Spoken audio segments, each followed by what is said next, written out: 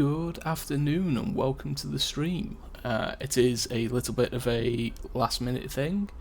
I just decided I felt like streaming. I don't usually stream on a Monday because Monday nights I play D&D, but I can fit in 3.5 hours this afternoon, so I figured I might as well.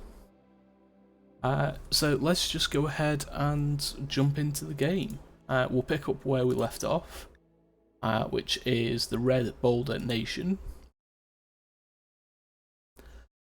And yeah, I hope everyone had a good weekend and their Monday is gone or is going well. It's still quite warm here in the UK. I'm not sure if you can hear it occasionally when I'm speaking, but I do have my fan on going full blast. And yeah, it's been a rough one. My PC died the other day. Just gave out due to the heat. It was due for a clean, so it's been cleaned, it's been rebuilt, and it seems to be working as it should be. Okay, I think I remember where we left off, because we are a colonist short. Okay, where did we bury said colonist? There.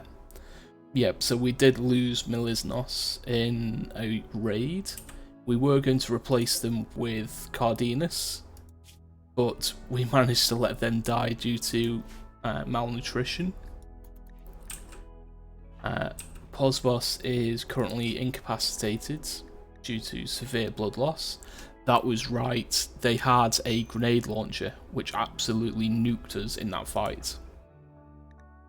And Mema has lost an eye to a knife. So we have 2 melee pawns and 2 ranged pawns left. What we do have is we have some weapons. So I think Zoe can have that. Do we want to use the grenade launcher? I think we'll leave the grenade launcher for now.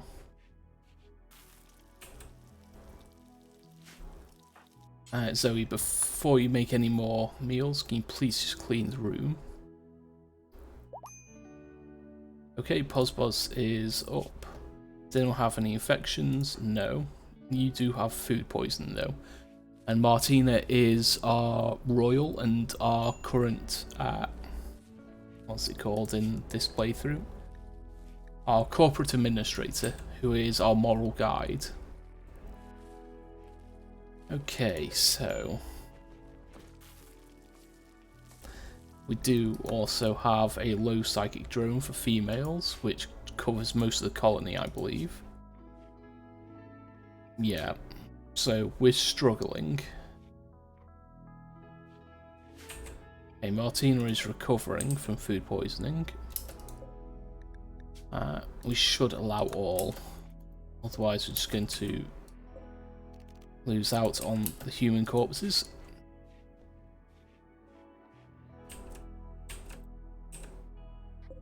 Okay, we'll hold that back, please.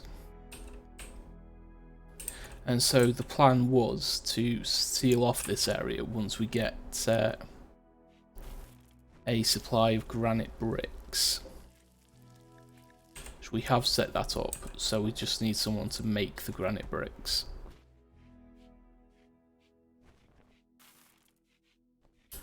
Look, I get it, Zoe. You want to make food first. Do the butchering first, and then make the food. That would be better.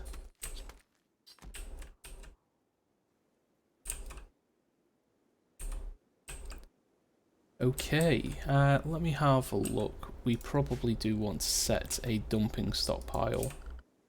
So we will just set a dumping stockpile there. We'll clear all, shut down the foods. We want corpses, we don't want to allow fresh, we want apparel and weapons. But we don't want non-biocoded. and we don't want clean. Then we want to do the opposite here.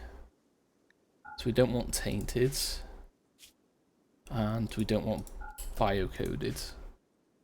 So those should be hauled over here, which, because it's outdoors and most of it's in water, will speed up the decomposition process. So those will break down faster. Do we have granite? We've got a little bit of granite, but not enough to seal off this area just yet.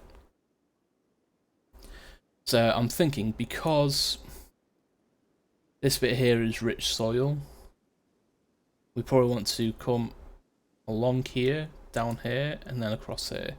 So what I'm going to do is I am going to put some plans in.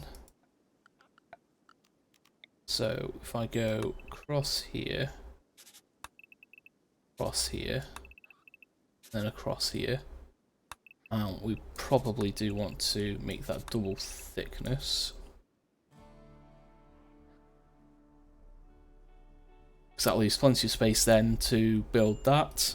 We've got this one here, which I probably want to claim so that someone comes and repairs it. Floors, let's remove all of the floors there. And floors there. I think there's still some, yeah, there's still the odd bit of ruin around. And I don't see the ancient danger, which means, no, it's not the ancient danger. The ancient danger could be in here somewhere. It's always a nice surprise with a buried ancient danger.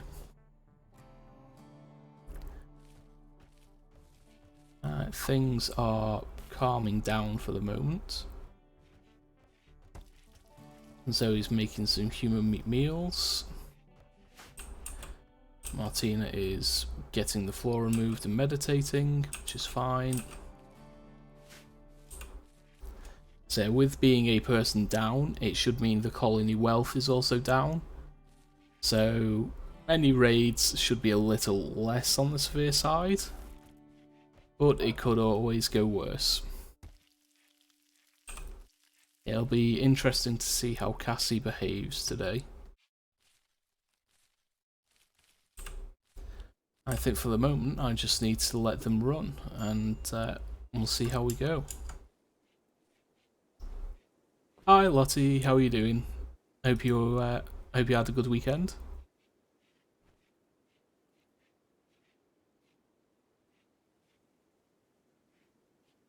How are you? I think you're in the UK, aren't you? How are you handling the heat?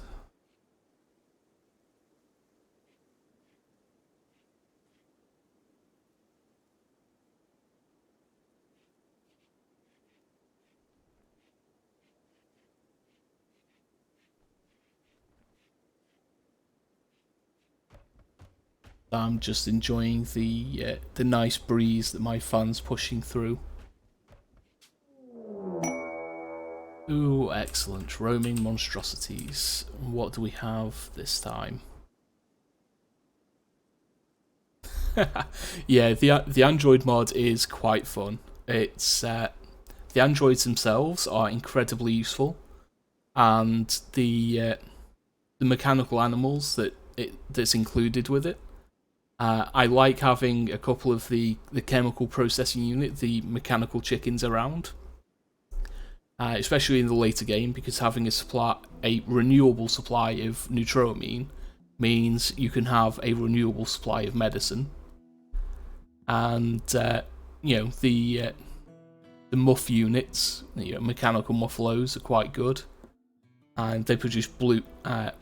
Is it those that produce? I think it's them that produces the blue milk. No, that's the N solution unit, which is the mechanical cow. It produces basically a blue milk nutrient solution. Okay, roaming monstrosities. A chicken cat hen and an avian paragon hen.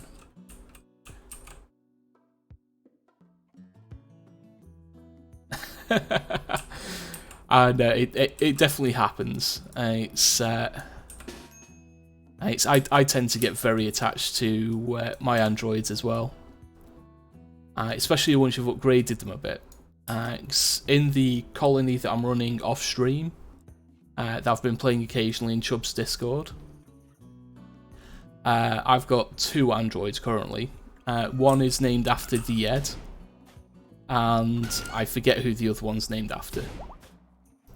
But I've upgraded them both to have tier 3 bodies. It's taken a long time to get there. They both started off as tier 1. But now they are incredibly useful. They're a lot stronger. I just need to start working on some better upgrades for them.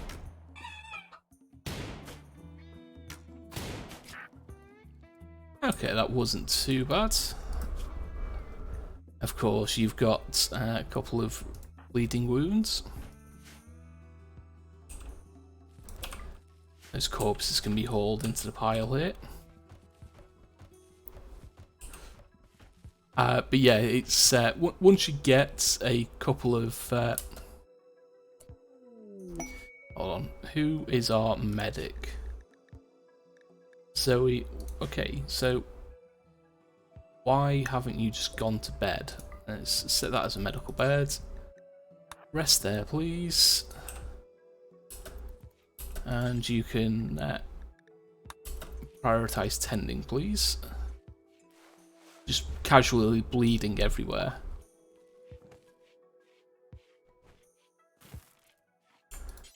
Once you're done eating, can you clean this room, please?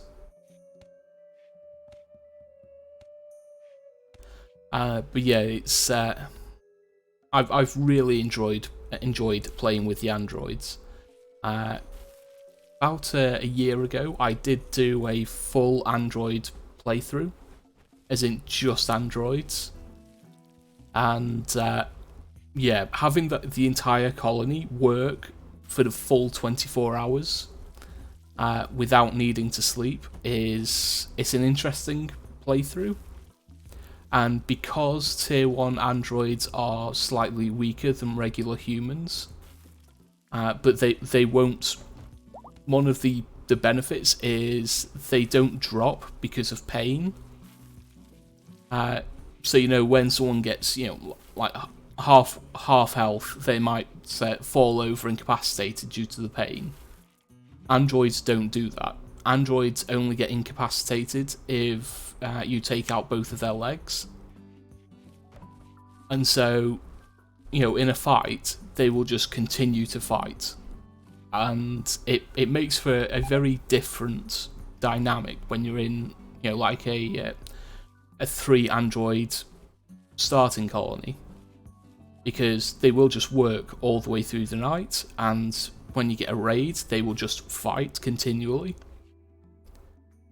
And so it's a very interesting way to play, and I really do enjoy it. And I think after I've done this playthrough, I might go back and do another Android only, because they have. You might have noticed in the scenario list when you start, you do have a standard crash landing scenario, which is just 3 androids. But they do also have, I think it's called the Android Ascendancy, or something like that, where you start off with 1 tier 4 android,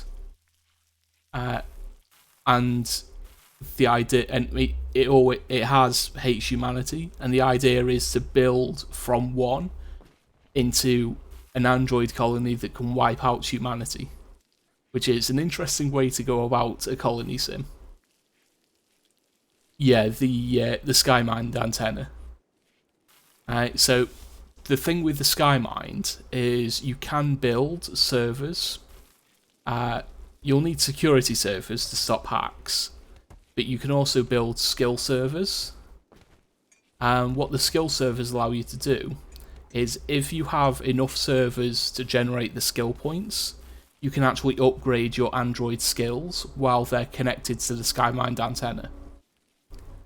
So, I did it with the Yeds in the other colony. You build a rack of servers, you let them generate skill points, you connect the android to the Skymind, and then you can increase their skills. And then you just disconnect them from the Skymind, they get the skill bonus, and then the skill points again begin to build on the servers. The only downside of that is the servers need to be cooled very heavily. I try to keep mine at below minus 50 centigrade, because if they get too warm, they will explode. And for servers, anything too warm is anything like 5 centigrade or above. 5 Celsius or above. It's ridiculous. And it's yeah, I stopped using the servers after a bit because higher tier androids, so they're currently tier 3, needs higher tier servers, and I've not actually researched the higher tier servers yet. So I'm just letting them learn skills the natural way, which is fine, because I think the Yed has something like an 18 in construction. And yeah, I do want to do another Android only playthrough though. It was a lot of fun. But they are great to add into a mixed colony as well, because yeah, it's having a colonist that runs 24/7, that doesn't have mental breaks, that doesn't get tired, is wonderful. So I think there is a way to do that. You can make a surrogate body and connect someone to the Skymind. I'm not sure how to do it because I've not done it, but I know that it exists. Let me see if it comes up in the research. It should. It's those are remote control.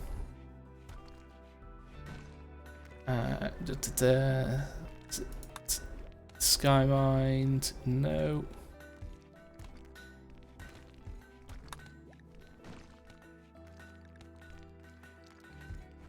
Here we go. VX1 chip. Allow a host to remotely control any SX series android or biological surrogate.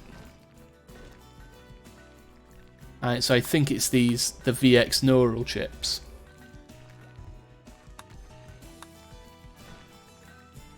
Which again is something I've not delved into. Or is it VX0? Yeah, so it's a combination of the VX1, 2, and 3 neural chips and the VX0 neural chip. The RV chip. Where's the RV chip?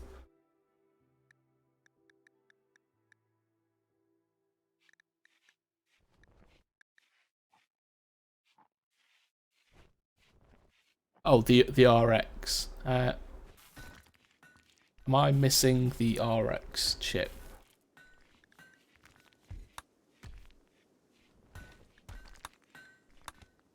SX, VX, SM7.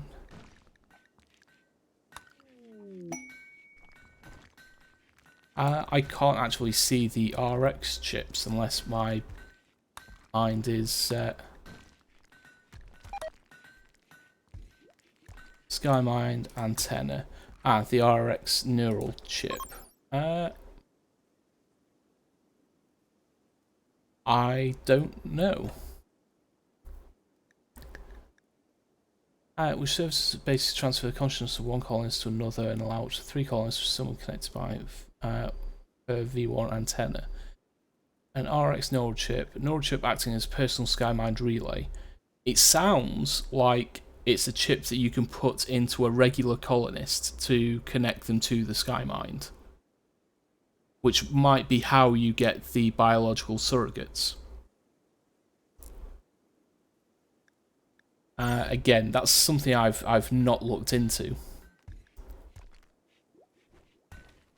But what it sounds like, because the VX neural chips.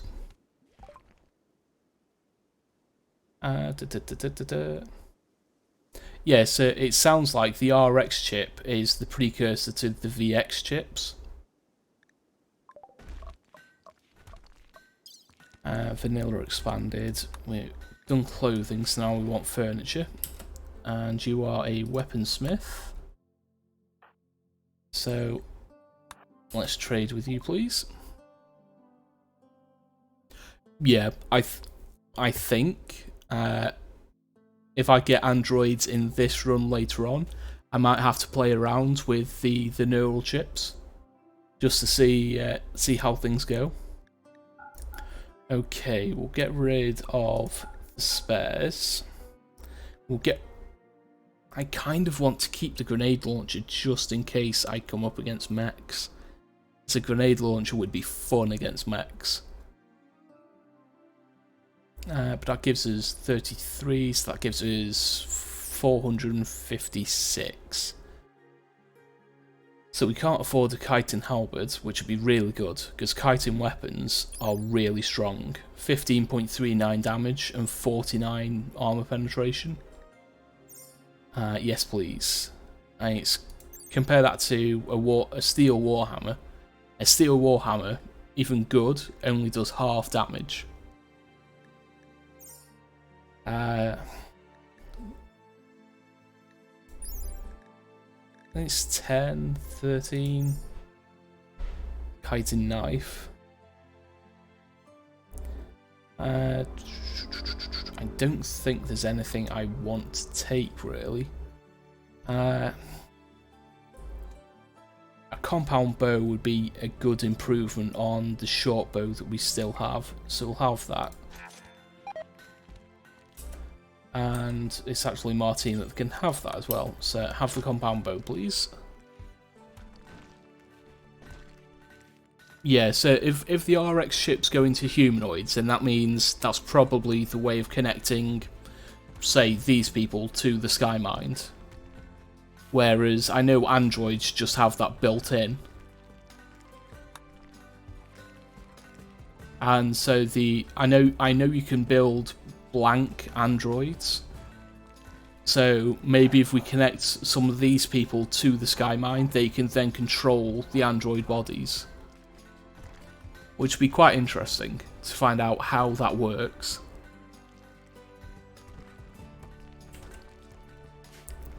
Okay, we are making bricks. You can just drop the bricks on the floor, they're not going to degrade. But we do have granite, so let's seal off this area, please. And we'll put in a couple of doors.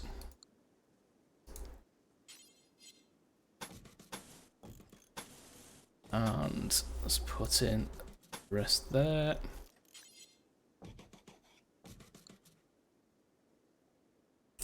Okay. So everyone's in bed and they'll start that tomorrow. And that'll force any raiders that come in down here to go up and around a long way. Which makes it a little more predictable. Ooh, did you fail the surgery? And it's one of the things I just had a thought about. Have you researched the... Well, I don't know if you've got the mod for it. Let me pull up this. I know in my setup, where is it? Prosthetics. Because I have expanded prosthetics and organ engineering. If I want to insert brain implants or anything like that, I need to get brain surgery first. Otherwise, they will almost always fail. and so it might be the same for the RX chips. I'm not sure if there's an equivalent in the vanilla game, because it's been a long time since I played vanilla.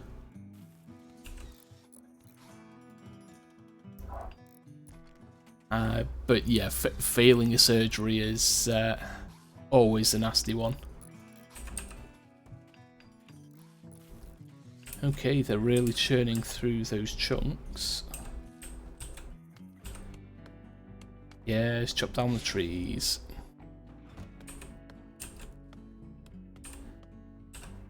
How are we looking on wood? Oh, we've got plenty of wood, that's fine. Steel we're good for. Cloth we're good for as well. Need to set up some tailoring benches before I forget. So, set you up there. And gives you a stool.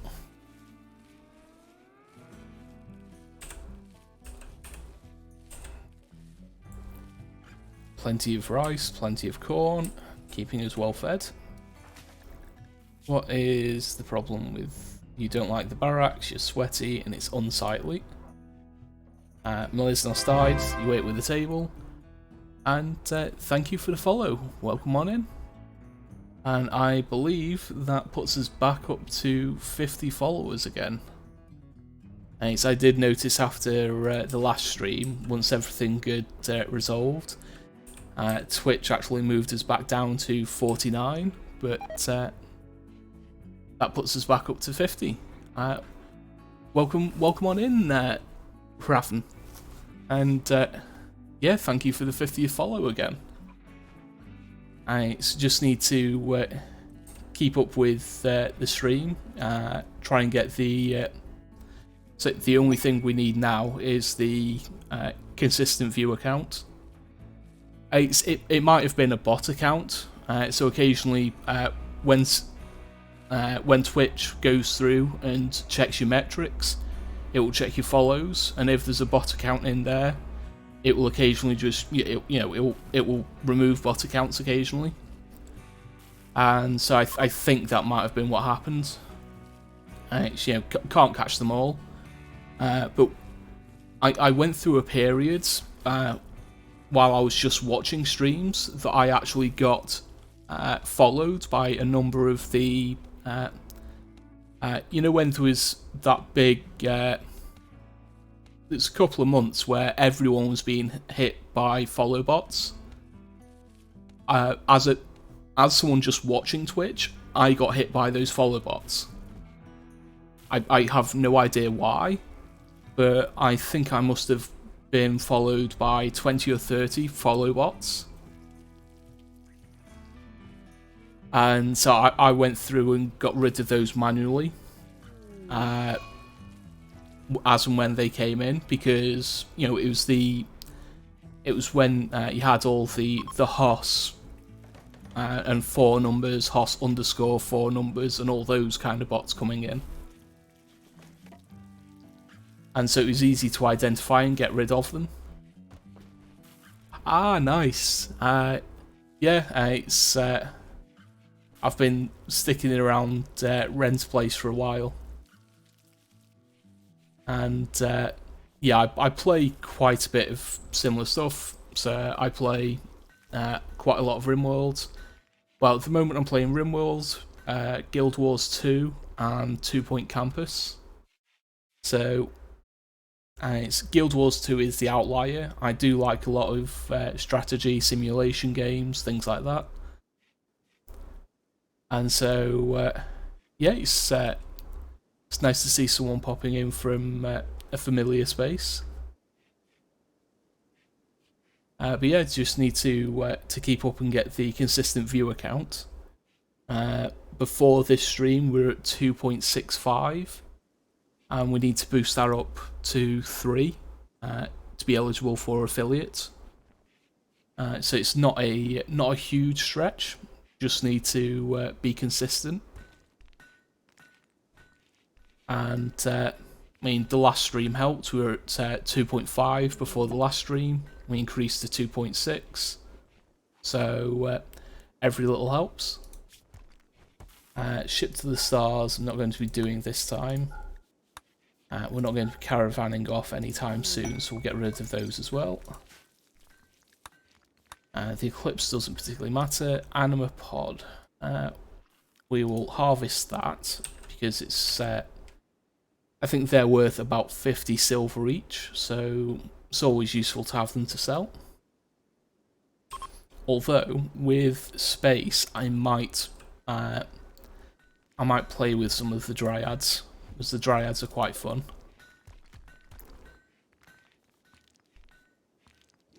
We're doing research, we're doing bricks.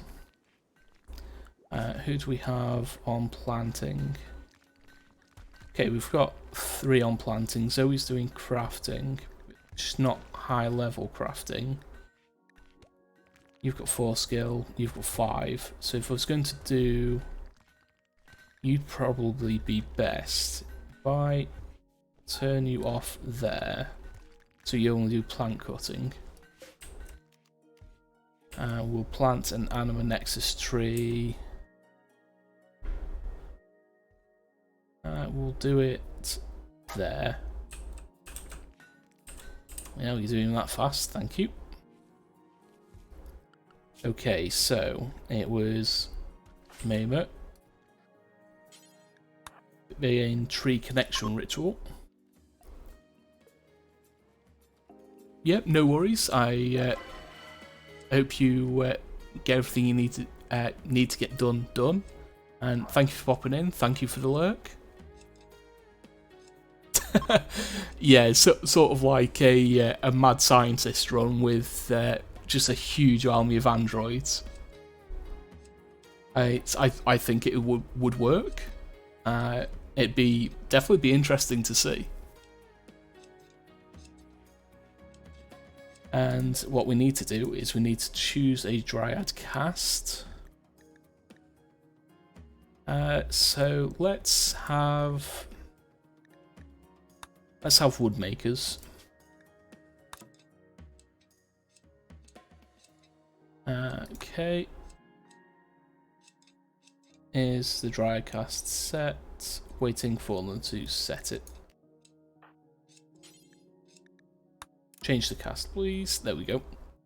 Okay, so what will happen is Mamo will spend her time pruning this tree, and if she can maintain the strength, then we'll have up to 4 dryads that will spawn and be connected to this tree that will periodically produce wood for us, so we don't have to chop down trees all the time.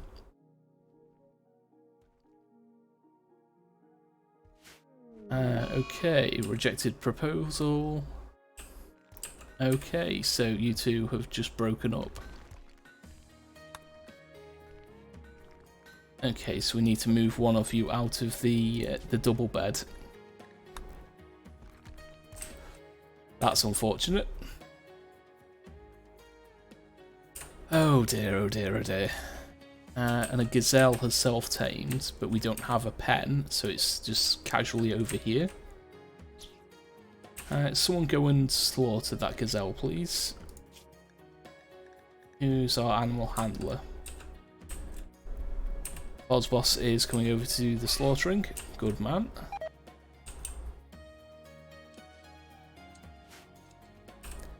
Okay, so we need to plan out the defences now.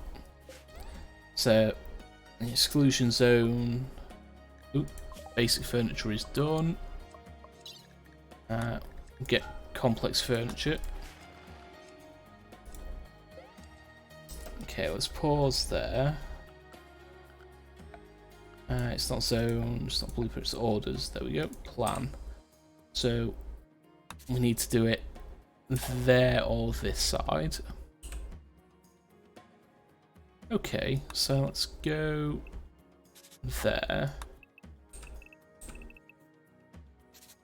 We'll bring it down there. So we can probably fit another tree in there without affecting there. And Do we want just one or do we want two? I think two. So let's go there and there. And we want those there.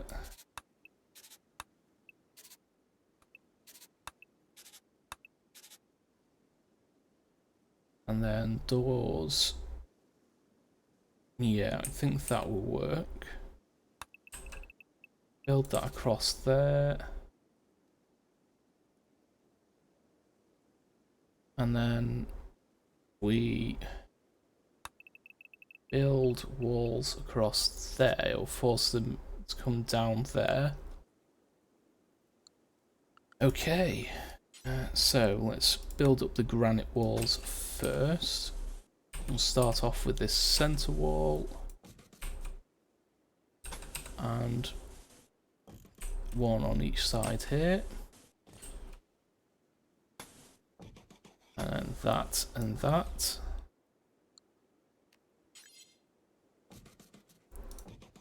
And a couple of doors.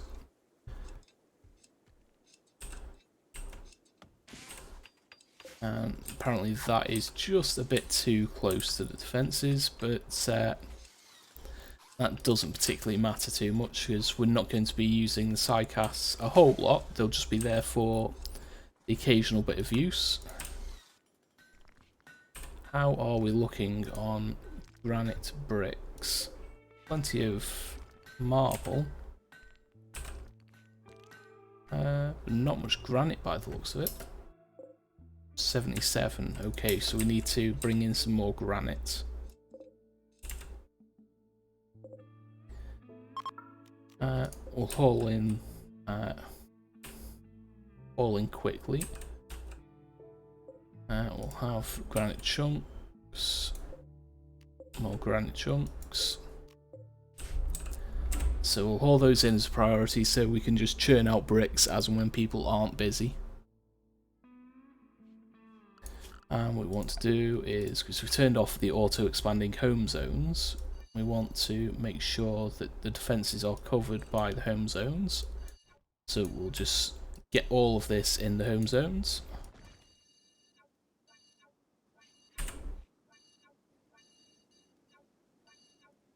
And it means people will clean in this area as well.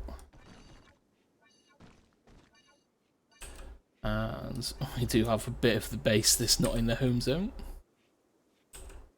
So the plan is, once we've got the defensive setup settled, we'll expand the base into this area here, and either go in and up this way or in and down this way. Eventually a combination of both, but at the moment we're just keeping it to one direction. So we'll expand that to there for now. Martina and Boss are now lovers, so they can have the double bed. It's nice how it works out like that. Mad Boomalope. Is it actually mad? It is actually mad. Okay. We are going to stand on the concrete, well, on the stone. If you two go here, you go there, you go there.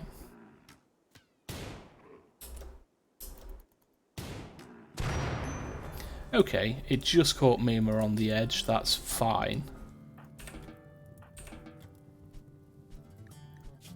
Got a small burn on the leg. I can handle that.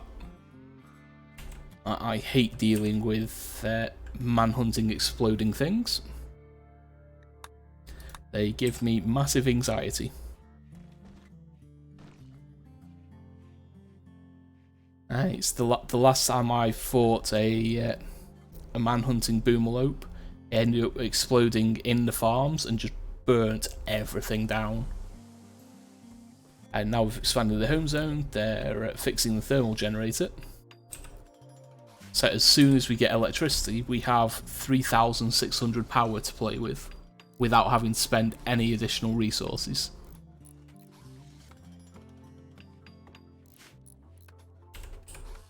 But we're building the defences up nicely. Just need to get this bit here done, and then will be good to at least have some protection here. And because this in here is all grass, what we'll do is we'll replace it with tilled soil, because tilled soil has a 72% speed, a 72% walking speed, which is a lot lower than standard 87 for standard soil, and you know, 87% on the rough marble, and so it will slow people down even more as they pass over the obstacles that we're going to put in that tunnel as well. If we wanted to, we could fill the tunnel with extracted trees and make it even slower, but I don't think I want to bother managing that many trees, because, you know, if they get old, they die, you have to replace them, and yeah, vagabonds request charity. Poor travellers looking for help, begging for 125 silver. I only have 250 silver. Do I want to be charitable? You know, they might... No, I don't want to arrest him. Where's the... There we go. We'll give them the silver. It's only 125. We can make that back later. Mayma and Martina have gutworms. Excellent. So they're going to be pissed off because they've got gutworms. So Martina, 38%. Mayma has not been tended yet. Go and get tended, please. Prioritize tending. We can get rid of that. So 38.56. So with gutworms is one of the illnesses that will go away after it's been tended to a certain percent.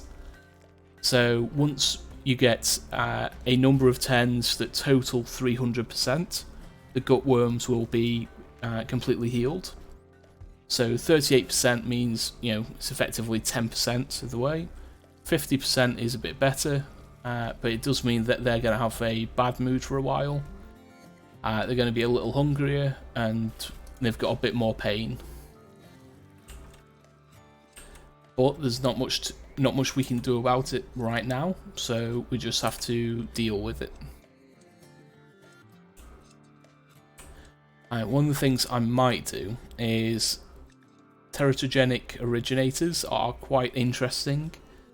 They will occasionally produce mutant limbs that you can graft onto people.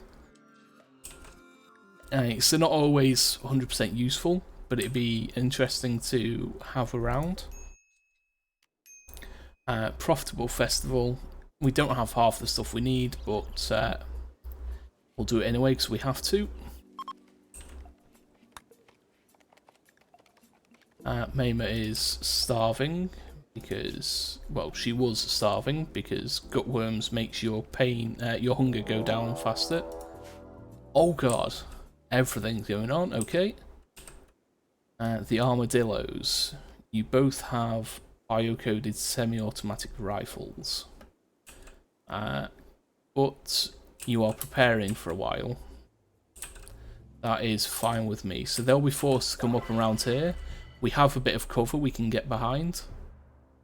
So what we'll do is we'll likely set up our ranged in this cover here, and then have our melee pawns ready to run out and lock them down in melee. The fact that these guys are in pain is going to be a bit off-putting, but we can only do what we can do. So Zoe, you go there. If you go, we'll put you there. And then we'll put you two there. So they have to come around the long way, which gives us a bit more time to get ourselves organised. We'll move down to 1 time speed.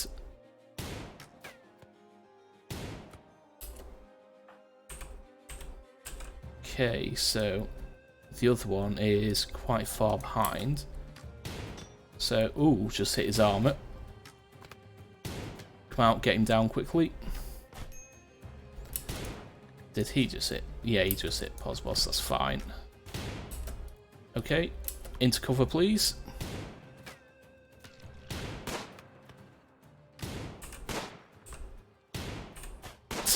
He's hiding behind a chunk.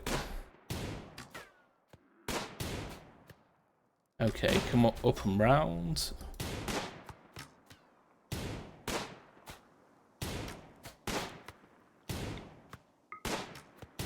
Okay, while he's distracted. Ooh, I think we just hit Posboss. Yeah, he just got big hit by the compound bow. Okay, they just killed him. So is Kolos any good? Incapable of dumb and skilled labour. So all he's good for is social and melee.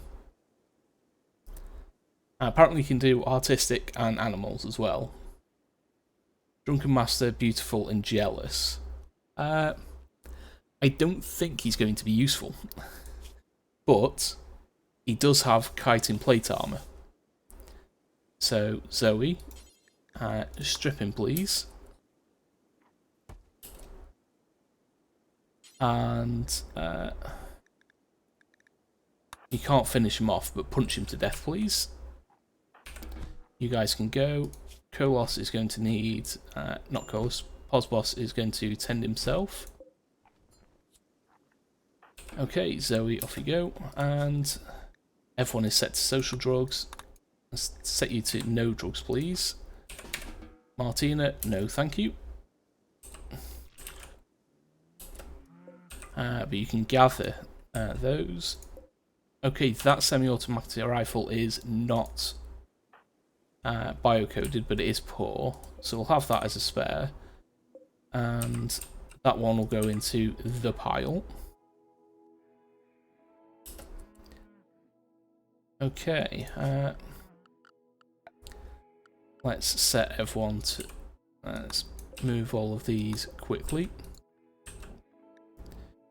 The festival was fun, so we got +2 development points, so we're halfway to upgrading our ideology. Posboss is currently not bleeding out, so he should be fine.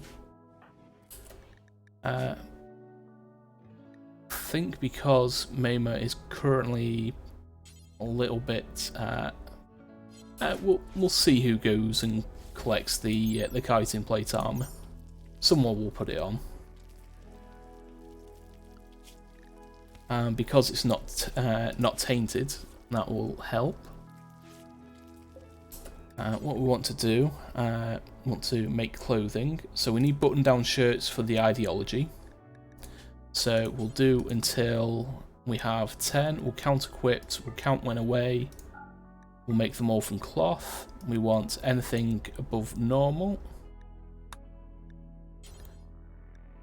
We want pants, again, do until we've got 10, count equipped, count when away, anything over normal. Out of cloth. And then we want bandanas to help protect the face. Count equipped, count one away. Anything above normal. Out of cloth. I prefer sombreros, so we'll add, again, out of cloth, do until X. Count equip, count one away. And we'll leave it at that for now.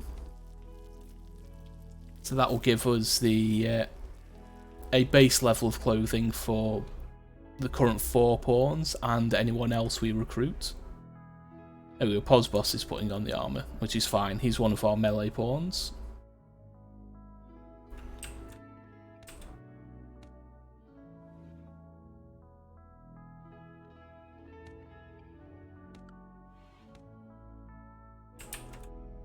And okay, we've been making good progress on the defensive setup. Let's go back to 3 times speed and let people go at it. Boss is going to get some sleep. We should haul the corpses in and the weapons. Excellent.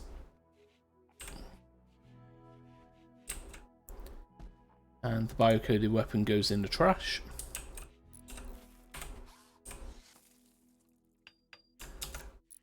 Martina's doing a bit of a puke with the gutworms. It always makes me chuckle with gutworms.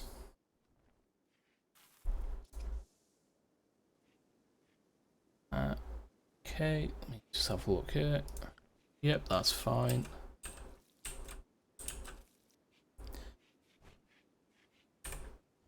We could probably do with cleaning this room again. So Zoe, once you've done that meal, do a bit of cleaning, please.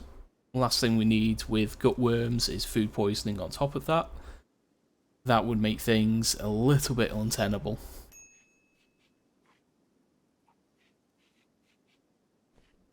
But Mayma does, yeah, Mayma's struggling with gutworms as well. Luckily, because she is one of our melee pawns, her accuracy would be a bit lower with the single eye.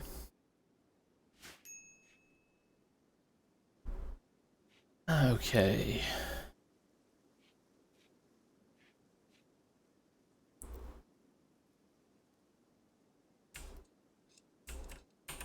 Okay, Mayma is getting the tree done quite nicely. We're up to 45%. Get to 50%, then we should be able to maintain 3 dryads. I've set it up to 100. If we can keep it above 75, then that means we'll have 4 dryads, which will be useful. The deserter, Kamos.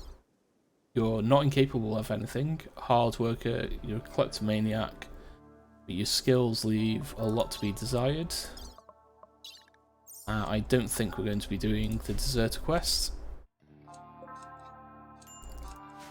So we've got lots of animal bushes around.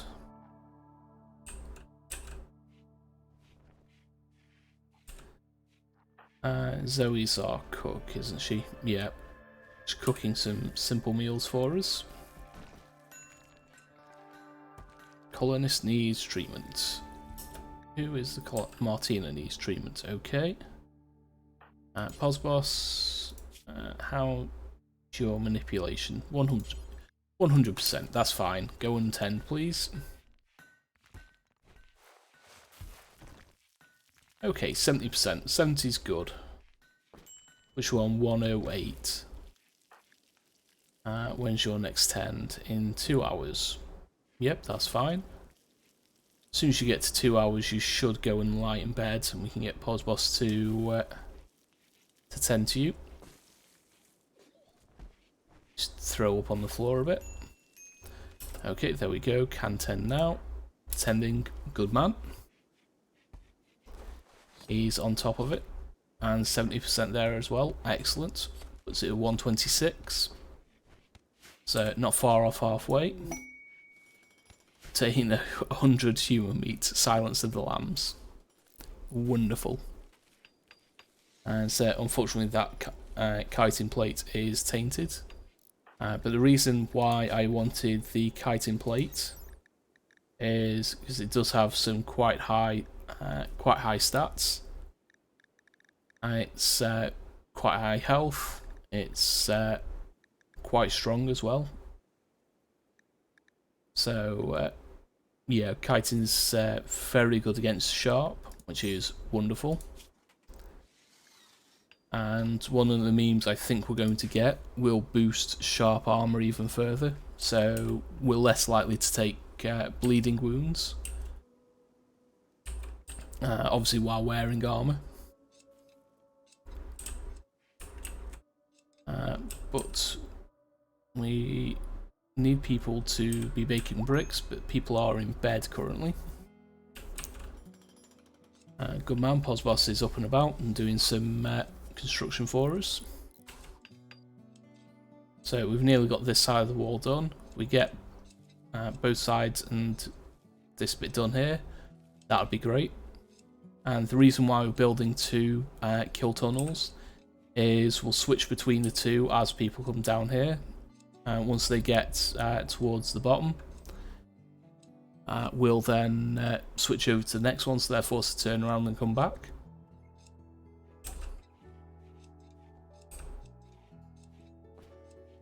Okay, we want to set this to not allow rotten. So we want to get rid of those rotten corpses. They need to go in here. If we get the time, we'll haul that slag chunk in.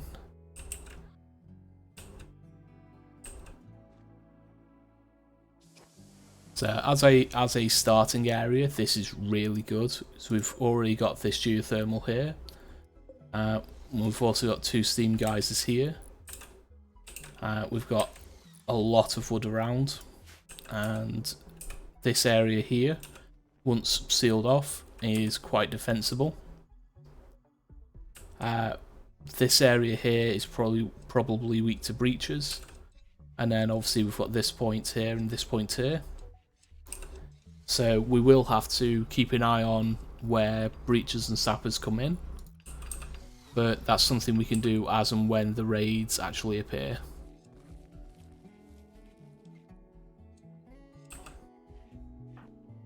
Zoe is playing the game of her.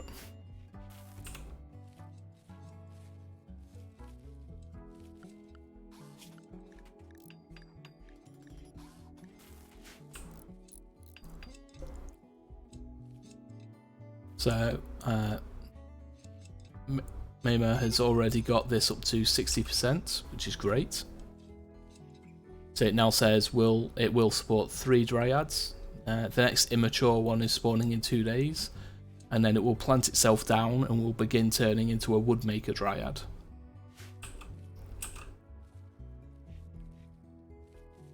I think once we get the defensives built, we'll start digging into the mountain to set up some bedrooms, and then we'll look at moving the storage and the crafting inside as well.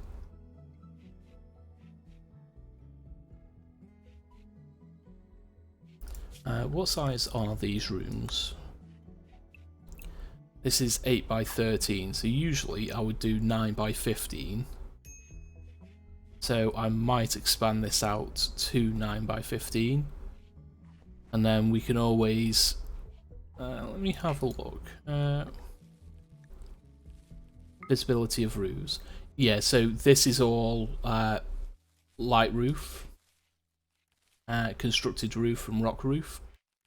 So what we'll probably do is we'll expand this room to the size I normally make them, and then once we have the inside storage built, we'll use this as a fridge, well, a freezer, and we can place the exhausts on this side so that you know, we can keep it a good temperature, basically. Okay, so we'll do, because mining's done after construction, so we'll set that 9 by 15, and so this one is 10 by 13. Okay, so this one will probably pull down. So if we're pulling down by 1, 9 by 3, those two end up being walls. And that is actually something we could probably do just by shifting everything down 1. So if we reinstall, get rid of that and that for now, and build copies.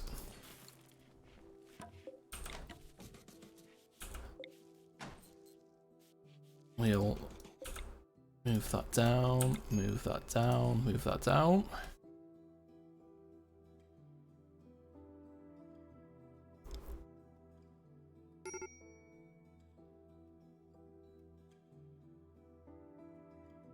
Who is starving?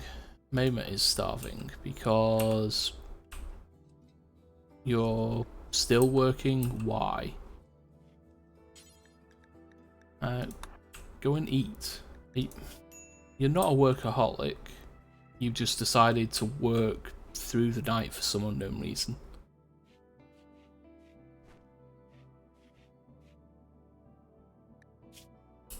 Okay, your gutworms haven't been tended. It's because you decided to just continually work. Tend, please. And why isn't it saying that you need tending? I don't know. So that's 148, 40% on that. And that's a 48, 173, a rose quartz meteorite blowing up part of our wall. Okay. Take that out, please. Oswald's coming in doing the good work getting repairs done. That I'm glad it didn't destroy any of the wall, but that's a pain in the backside.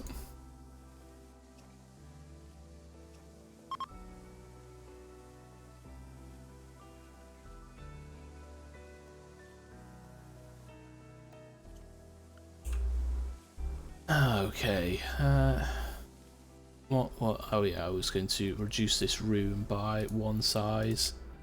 It's going to just copy granite. We'll do it in marble. So we'll set that to rebuild there. We only need the one door in. So we'll replace all of these walls with marble. And the new wall will be going in there. There. And we'll cancel that, and we need to cancel that as well. We'll build copies there. And then we will deconstruct all of those walls there. How can a mechanical animal get the flu? It can't. Oh dear. I recognise that name. Welcome on in with. How are you doing? And thank you for dropping in. Hope you're doing alright and you had a good weekend.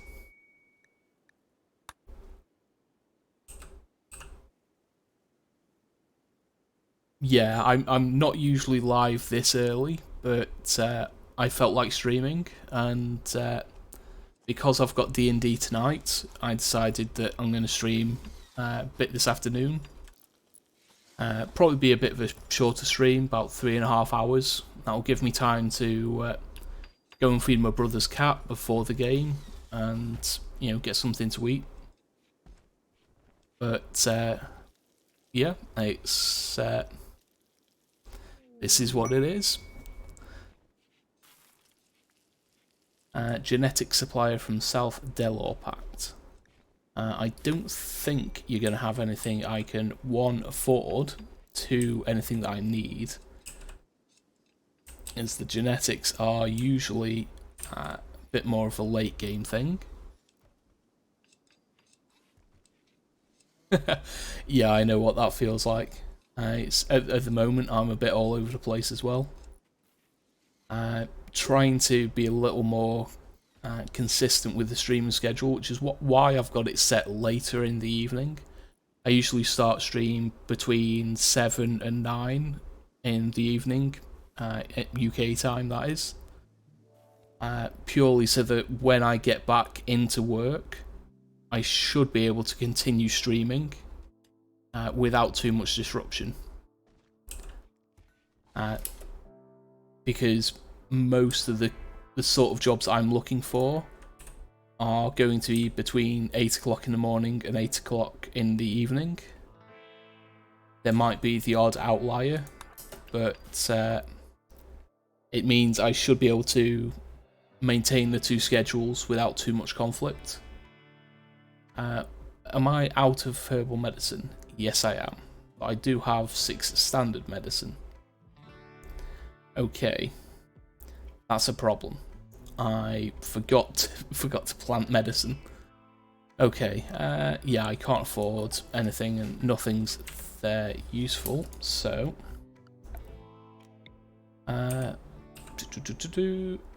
let's just plant a strip in there. Heal root. Okay, so we have got the skill, we just haven't planted it for some reason. Let's set tilled soil. And let's go into the work. You can do growing as well. Memo, you'll just have to do that after you've done all the planting, please.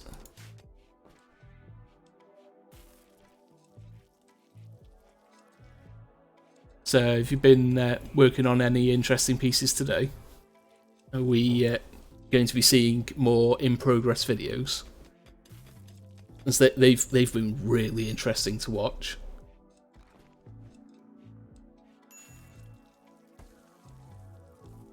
And it's like, I think the only time I've seen is it plotter art is your videos that you've been posting up, and it's insane what you can do with machines.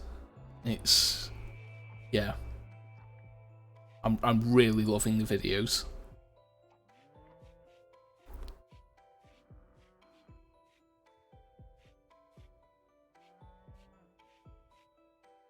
I mean, it's always nice to see in progress videos of art, full stop. And so, you know, seeing it in a medium that we don't see a lot of. I mean, because, you know, we're both in the D&D space, so we have quite a lot of crossover with traditional artists.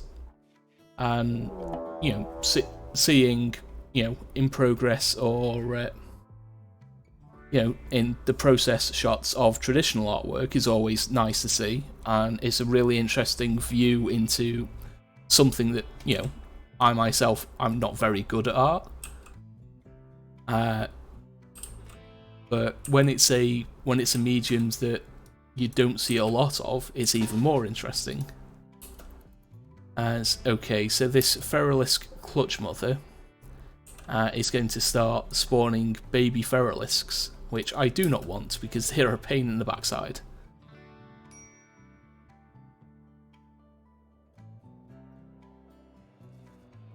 Ooh, nice. Yeah, if it's the steampunk Homer was a very interesting piece, and yeah, it's. I mean, you're right. If it's sold once, there's a high chance it'll sell again. Are you within range? No, you are not. You're out of range of that, and you're just out of range of that. So if we move you to there, okay, we'll move you to. Let's put you in there. You there. Okay, that's what I want. I want it to be angry so that it moves closer, and it'll start firing webs at. Oh, you're a little. You're not quite. I didn't want you to get that one stunned as well.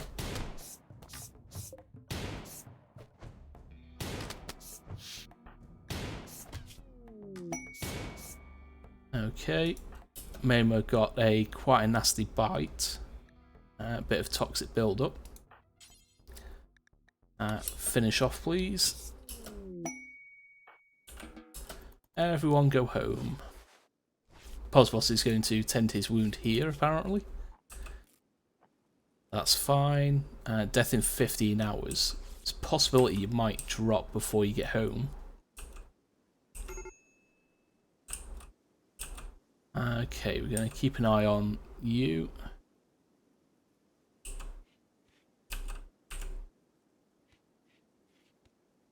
Death in 13. Yeah, you're going to be fine. Just get back to that sleeping bag and we'll get Posboss to patch you up. Prioritise tending, please. We don't currently have any herbal medicine, so you're just getting standard care. But that's fine.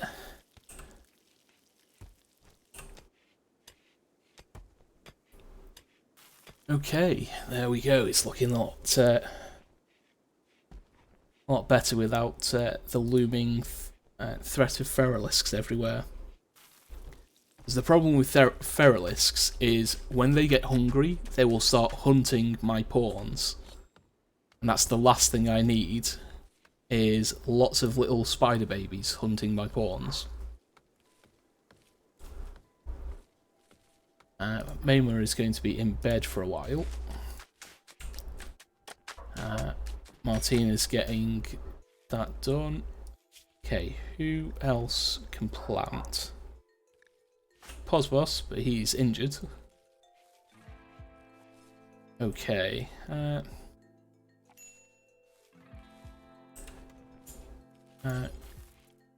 Come and sow this area, please.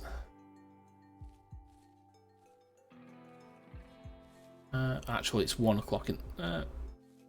Yeah, it's 1 o'clock in the morning. Get some of it done, and then I'll let you go to. You're not really tired. Just do that bit, please.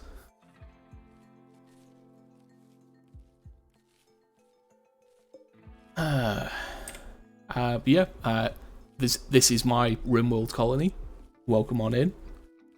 We did start off with 5 people, but unfortunately someone died because they got bodied by a grenade in a raid.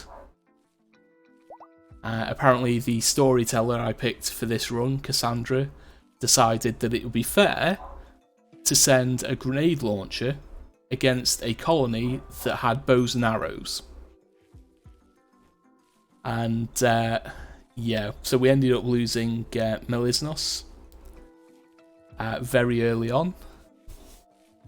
We still have the grenade launcher because we did defeat the raid eventually. So we're keeping that in reserves just in case. But yeah, Melisnos just got blown up and there was nothing we could do about it.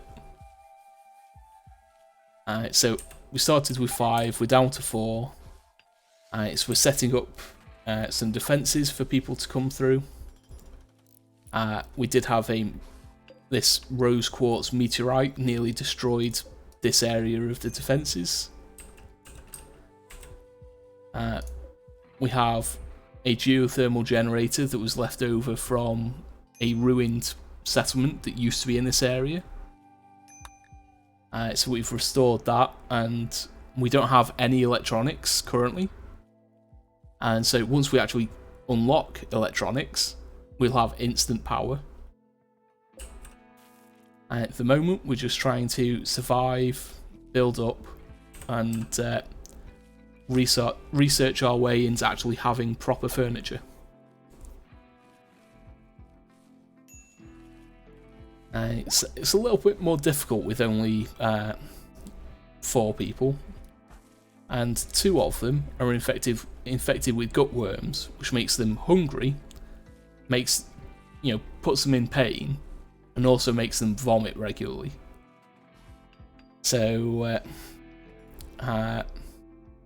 yeah, Martina has got 198 out of 300% tended, and Mema has 196 out of 300, so they're not far off getting rid of it completely. They just need to get to the 300, but it's a long process because you can only tend a certain amount per day.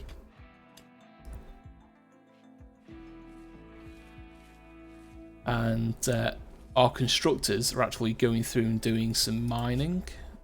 Who is our miner? Posboss. So Posboss is doing the planting, and then he's doing the mining eventually. He's taking his time on that front though. And I hate that sound. Roaming monstrosities. Okay. That's a new one. I've not seen something mixed with a crocodile before. So this is from Vanilla Genetics Expanded. Is the Roaming Monstrosities event. So this is a Crocodile Stallion. So it's a crocodile mixed with a horse.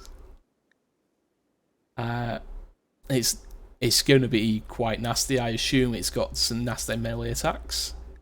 And this is a Squirrelope, which is a squirrel mixed with a Boomalope, which means it's going to explode, which means fire. I dislike the Boomalope variants of creatures, because anything that explodes is a pain in the backside. So let's get everyone up. They are going to have to go up and round to get into the colony. So we will try and set everyone up in a bit of a defensive position. Let's see. We stick Zoe in there. We'll stick Martina in there. Mema and Posboss are our melee pawns, so we'll stick them out front. And let's see how they fare. Which one's getting to us first? It's the Squirrelope. Okay. I could do with them hitting the Squirrelope, but they're not going to, so let's move Posboss away, because Mema is going to get hit by the explosion. It's now on fire. Yes, you can extinguish the fire on yourself. Okay. Let's move you guys back. Is it hitting things? What? Why can it... What is that? What? It's got a poison breath that shreds. That's ridiculous. Yeah, please kill it.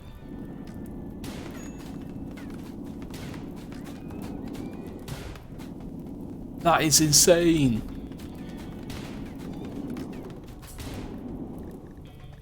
That is... Yeah, so we get out of there. That's... What? Okay, Zoe, you've got medical. Bleed it out in 6 hours. Tend to Posboss, please. You rescue Mema. Mema's not going to bleed out immediately. That's insane. What? Why does a crocodile have poison breath? Crocahorse.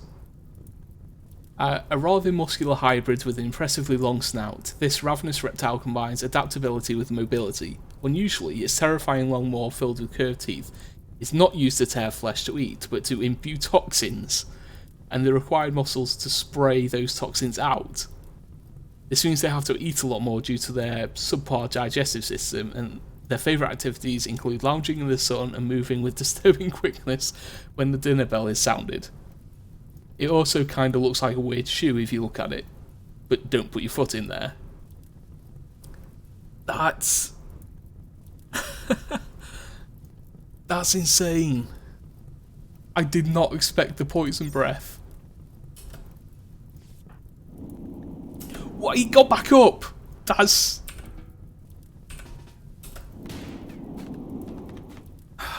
God damn it, that's... Tend to Posbos, please, because Posbos is still 6 hours, and you're now 14 hours. What? Okay, Martina, I know you're not good at doctoring, but you're going to have to doctor.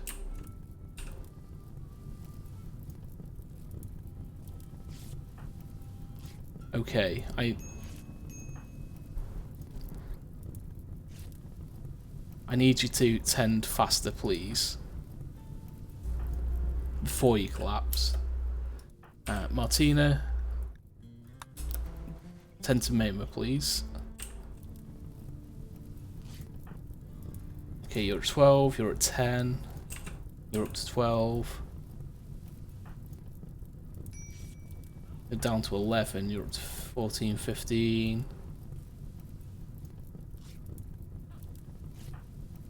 Okay, rescue Posbos, please.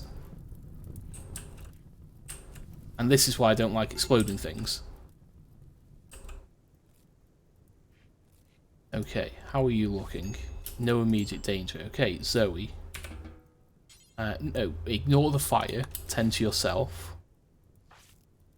Posbos is 17 hours, but he's got severe blood loss. What's it at? 57%. Disease infection. Zoe has now got an infection. Wonderful. What? What did Posbos die of? The gutworms killed him.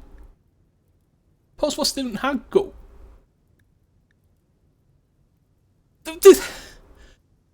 How? He just got gutworms and it killed him.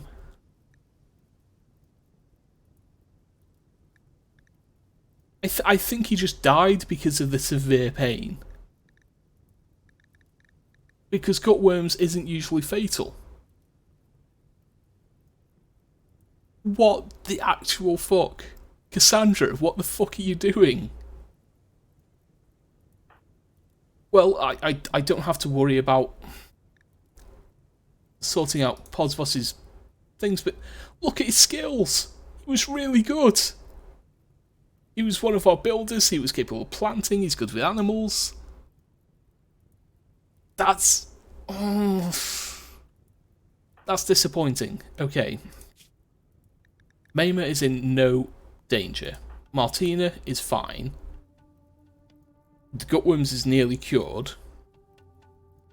Just look, it just gives you a bit of pain, it offsets your hunger rate, so you eat more, and that's it. That's all it does.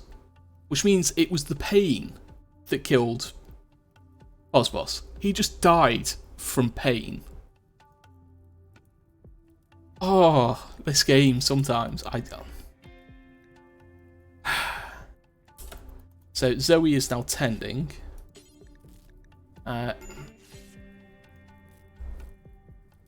Okay, so what wounds are you tending? Okay, you just collapse and Mema has now got an infection. And gutworms. Okay. Okay, leave them alone for now. I need you to consume a meal. Okay, you've tended the infection. You've tended it badly, but that's because you got no skill, which is fine. Rescue Zoe, put her in a bed. And let's tend to Zoe, because you're no longer bleeding, so you're fine. We need to stop Zoe from bleeding. Extreme blood loss is now at 63%, with an infection and gutworms. So I need you to tend the infection and the gutworms. Is that infection is... Mema has gained another infection. Wonderful. Okay. Stop Zoe from bleeding, please.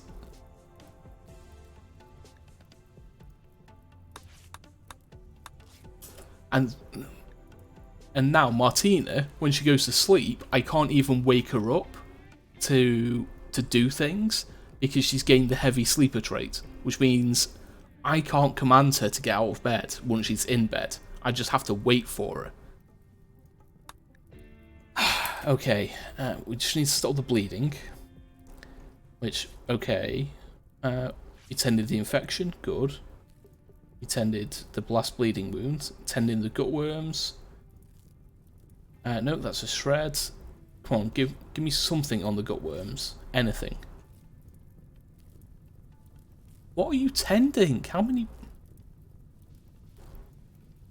Is there more wounds than can actually be listed? There we go. You got a tend on the gut worms. 21% is fine. Okay. Okay. Because you've got gut worms, you're eating more. Okay. Don't get into bed. No! It wasn't close enough. Yeah, too much of a heavy sleeper to be drafted. So, okay, Zoe, you're up. Tend Maimer, please. Need to get that infection tended.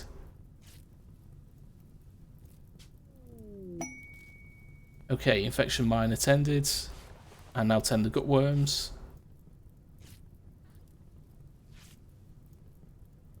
Just get me anything on the tend.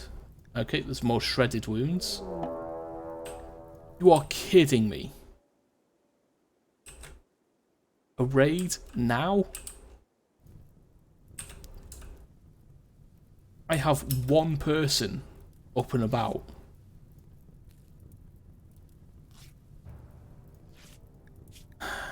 Okay, you just tended the infection again. You tending the gut worms? No, that's a burn.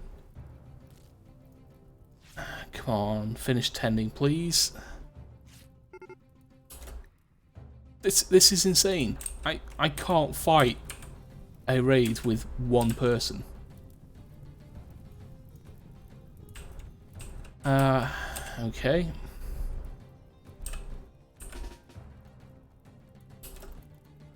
Come and stand in this doorway, please.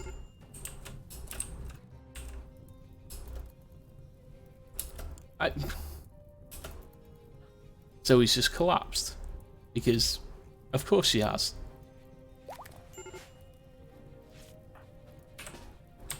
Okay.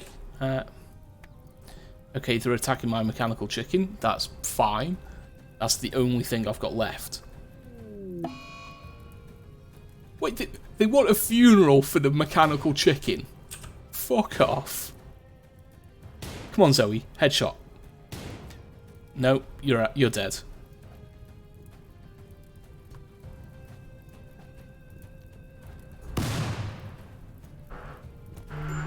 Yeah. And you're being kidnapped. Wonderful. It's I should have. Okay, Martina's up. Okay, Martina. Take a shot if you can. Nope. You're gonna get stunned. Okay, they're running off. Stand in the doorway.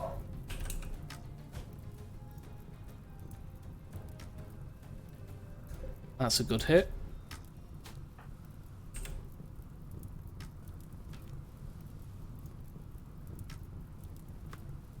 But you've got very low skill. There's no way I'm going to be able to chase after you. And you're trying to escape.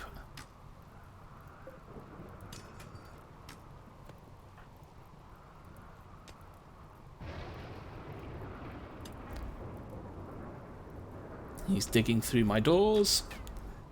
Look, it's a straight line. You shoot in a straight line.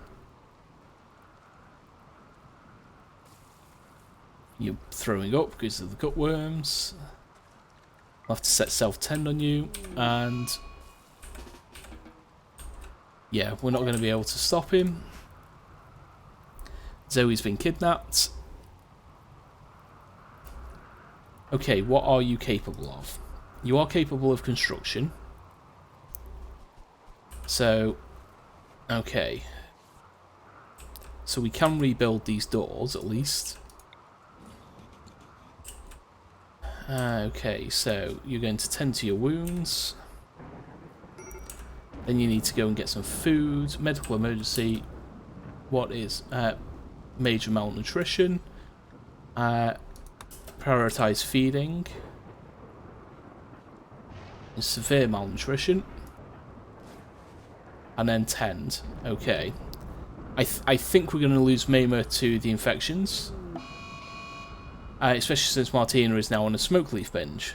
Wonderful. Infection 74, immunity 57. This one is extreme. 85-57. Mema is dead due to the infections. Now that Martina is on a binge, we should get the man in black. I hope. Please give me the man in black. No? No. Okay. So we're just going to have to wait for Mema to die. There is nothing we can do with Martina until she breaks out of this. Okay, there's Mema gone. So my ideology is all but dead, because there's now only one person, and you need 3 to believe in the ideology. Okay. This is... Martina's eating raw food because there's nothing cooked, because we don't have a cook. But you're going to have to do everything now.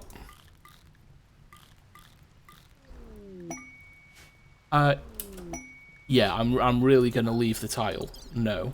Royal Ascent? No. Okay, Martina is... okay. And I can't wake her up because she's a heavy sleeper. I don't think I'm going to be able to save this colony.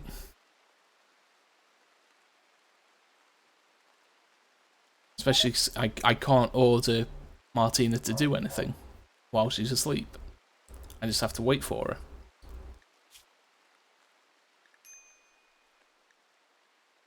And she's got gutworms, and the gutworms have got no tend on them because she's got no skill. She's going to try and tend the gutworms. Let's see what she gets. 5.1%. 203 out of 300. Okay. No, you don't have time to sleep. Okay. What do we need first? You know what? Sod it. Let's clean. I can't. She's in bed sleeping. Oh.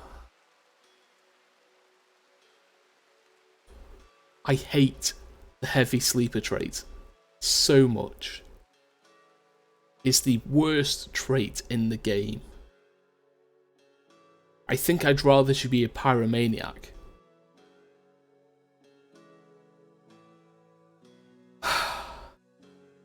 I think I might just restart.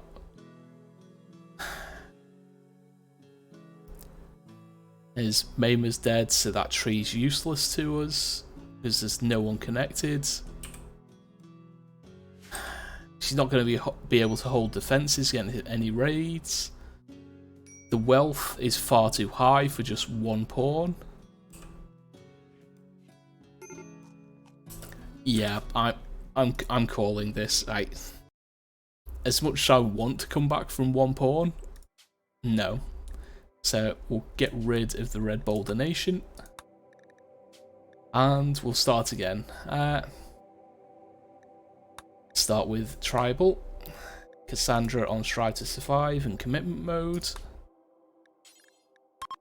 Let's randomise the seed a bit. Make sure everyone's in and up the population. Oh dear, oh dear, oh dear. So this is how it's been going for the past couple of weeks, but only on stream. In my off-stream game, Cassandra is being really nice to me. I'm playing the same storyteller on the same difficulty. It was the same tribal start, but she's being a lot kinder to me, and things are going really well in that colony. But when it comes to the stream, she's being a pain in the backside, and I can't get anything done. Okay, so we're looking for temperate, and we want mountainous. There isn't a lot of options. Temperate, mountainous, year-round growing. We want granite and marble, or marble and granite.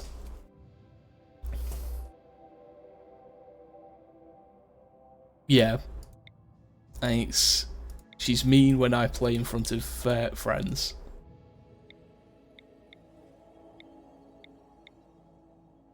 And I want marble and granite because marble is the most beautiful of the stone options, and granite is the strongest. So we'll build defences out of granite, and we'll build the base out of marble. And marble and granite, there we go. Year-round growing, that's what I like to see. Decent average temperature. Animals can graze. Okay, we'll create a fluid ideology. We'll go with corporate origin again. And this time, let's go with... What do we want to start with? I think we'll go with city builders again. I like the city builders meme. So we desire a permanent base, and we don't like travel. Execution respected of guilty. Alien slavery abhorrent. Slavery is abhorrent. No rules on clothing. People can wear whatever they want. Organ use is fine. Cannibalism is acceptable. Eating aliens is acceptable. Fungus, don't care. Alien race is respected. Neutral diversity of thought. Insect meat, don't care. Free love. Indifferent to nutrient paste. Fast research. What else? I think that's it. Keep names, yep. Okay. Yeah, I can make both of those items, that's fine. Okay, no. Yeah, visage mask is fine. We don't want a sky burial. We'll remove that, and we'll go for standard funeral. Tantrum ritual. No, thank you. We'll have a Sky Lantern Festival. We've got a drum party. We want a social festival as well.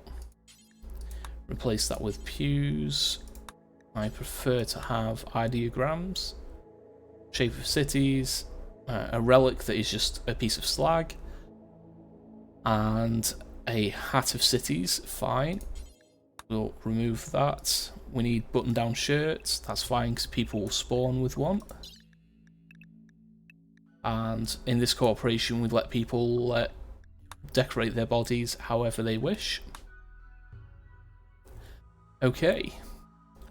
Brawler, greedy, and slob. Good melee, good plants. A little bit of mining. You are also a troll, which means you're slightly better in combat as well. And with brawler and 11 skill, yeah, we're keeping you. Incapable of violence, that's an instant no. Super immune, great. Misandrist, tough, great. Good crafting, a little bit of plants and cooking and animals, you're fine. Tortured artist and bloodlust. Tortured artist, you're going to have a negative mood. We've already got someone crafting. And we'll say no to you for now. Careful shooter, animal lover, tycoon, and cannibal. Crafting. 5 cooking is enough so that we'll avoid the worst cases of food poisoning.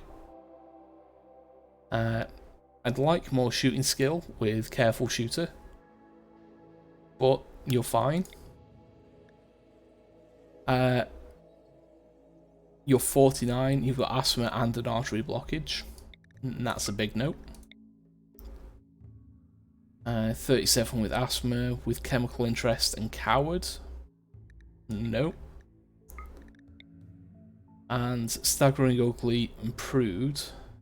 You've got tobacco dependence. You've got good shooting, but you've got no skills, no real skills we want. And that's the first one we got rid of. So we'll randomise the last two. Quick Sleeper, Fast Learner, and Big Boned. You have got asthma, animals, plants, and cooking though. I'll keep you because you're pretty good. So we need construction and mining ideally. Bit of construction, more plants, workaholic, xenophile, tough, masochist, fast learner. Fast learner combined with a single flame passion means your construction's going to go up pretty fast.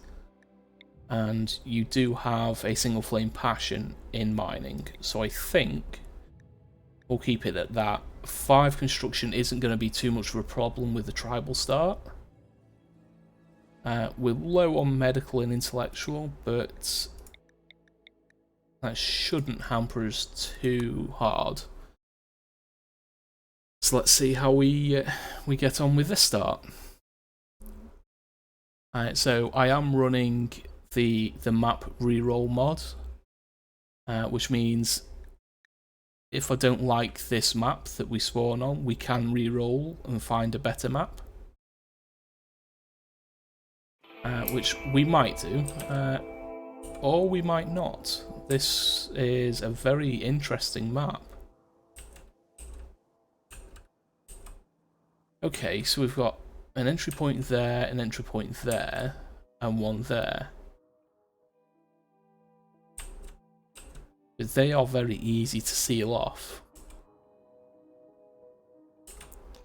What's that there? That's just a kitchen sink cabinet. Okay, I think I might keep this one. Nice big space in here. Ooh, an ancient giant spider. That's going to be a pain in the backside. We have to get rid of that first. We've got a couple of beds. They'll come in handy. A butcher's table means we don't have to build one. Okay, yeah, I think we'll keep this one. Okay, so there's wood there. Okay. Yeah, I like this map. Okay, we need to arm everyone. Okay, so you're melee with no shooting. You're a little bit of melee, a little bit of shooting. You'd be better at melee. You're melee and shooting, but you're a careful shooter, so we'll move you to this end. Looser, you're more shooting with a little bit of melee, so we'll move you there. And you're mostly melee. Okay, so we've got 3 melee pawns, which suits me just fine. So, shooting, shooting. Give you the club. Give you the knife. And we'll give you the equa.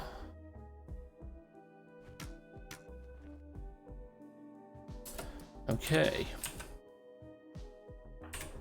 So we'll set you 2 behind there, and you 3 up front. This spider should be coming for us because it is hostile. And that first shot just bounced off its armor.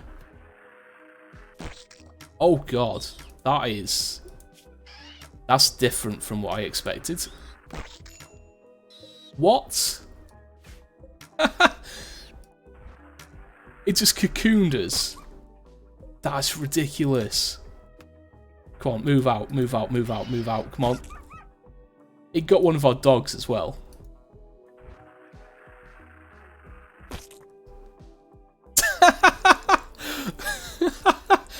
What?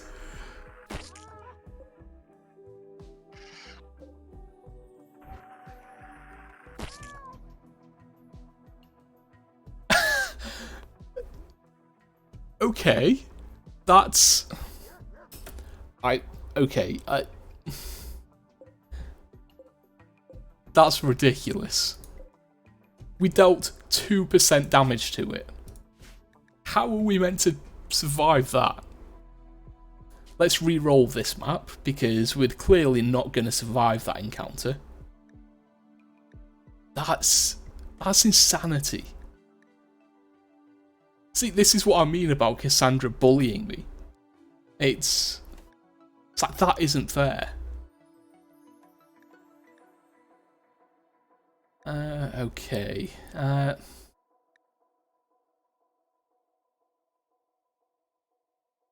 That would be a nice one, actually.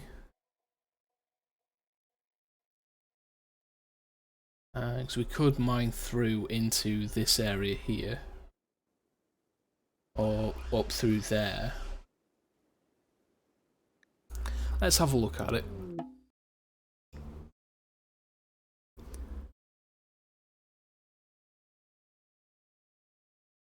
That... Trying to defeat... As if it's carried the wounds over as well. Fair enough. Okay. See, this one has a hostile red fox.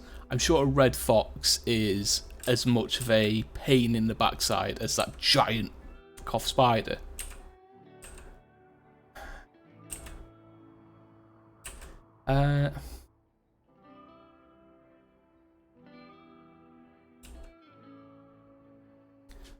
Let's re-roll again. I just want a decent starting map. That looks interesting. Pull this one up.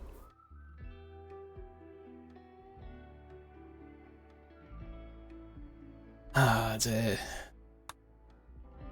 Okay. So this one has a hostile plasmorph. But... I think we can do better.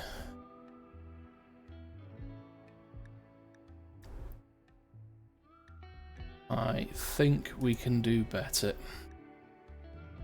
We do only have a limited number of rerolls, depending on the map resources thing here. You can't just continually reroll all the time. So I just need that one looks pretty good.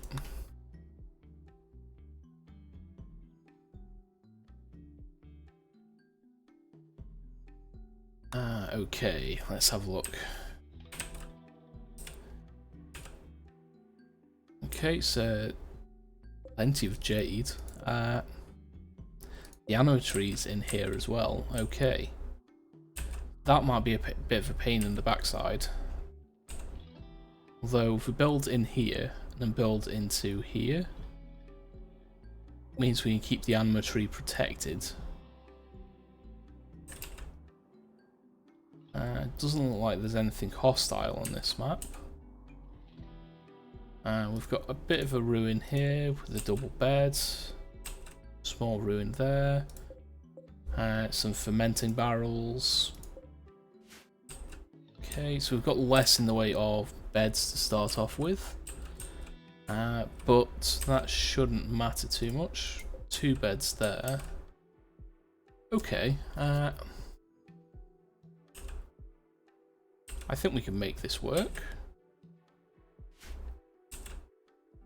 So we'll keep this map. Zone, stockpile zone.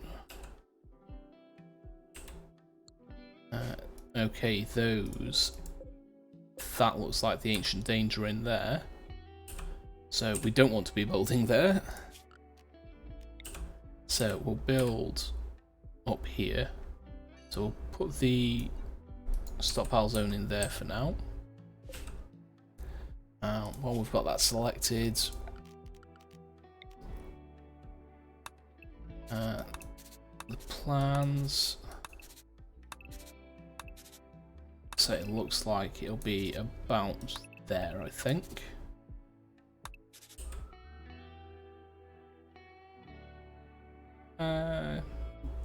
Yeah, so we want to avoid this area for any construction.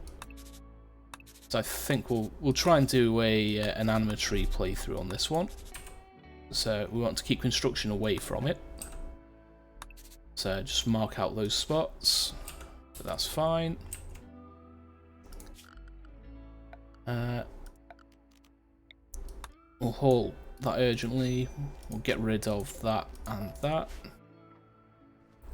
They should pick up their weapons as before. They'll eat. They should tend themselves as well. Structure. Wooden walls in there.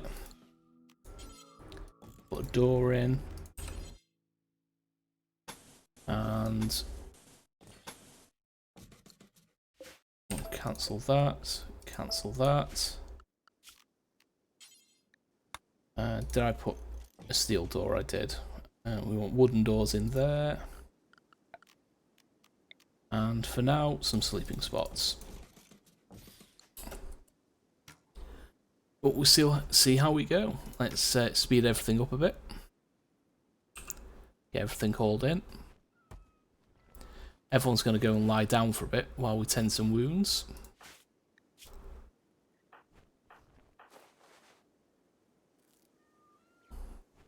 And Lucy should get their asthma tended as well. It's silk covered, minus 25% speed. Wonderful. Okay, who is capable of what? Everyone has a little bit of medical skill, except for you. So everyone except Lucy can self-tend. Just makes it easier if everyone's tending themselves. Growing. Everyone with a little bit of skill can do all of the growing. You have a bit of mining skill, 3. What are your skills, Blue? We'll take you off mining. Construction, 3 will do for you. Cooking. Anything above 5 can cook. Handling. And you can do research. We'll turn off genetics for now. Okay, fresh start. We'll see how we go. So the first thing that we need to do, we didn't spawn with a supply of wood by the looks of it. Yes, we did. There it is.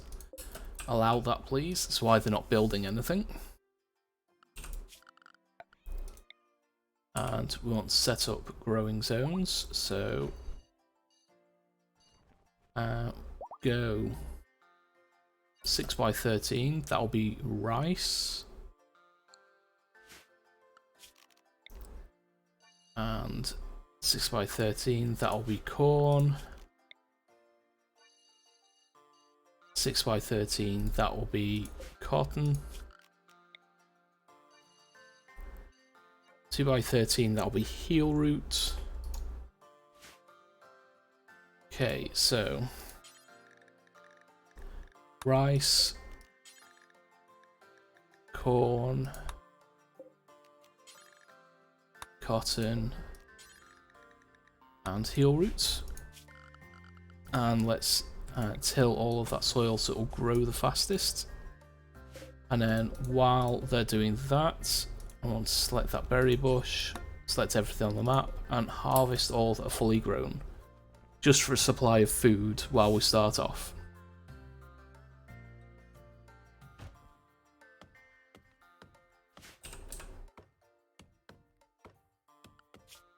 But they are going to take their time on this, but that will be fine. It will all build skill. And what animals do we have? We have an iguana, a cat, and a Maine Coon. Now, the Maine Coon I like because they can haul. But Stella and Champion are useless. So I'm going to slaughter them to start off with. Bo gets to stay because he can haul. And oh yeah, we want zone. I think we're going to fill in this area with a dumping stockpile.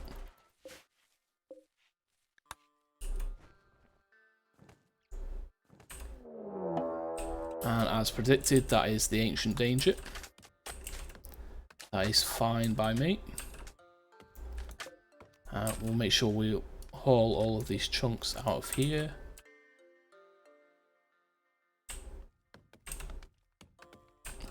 Is what I'm going to do is eventually I'll fill this area and this area here with tree growing zones, as that won't affect the strength of the anima tree. And with everyone set to planting, as this gets tilled, they'll plant in behind.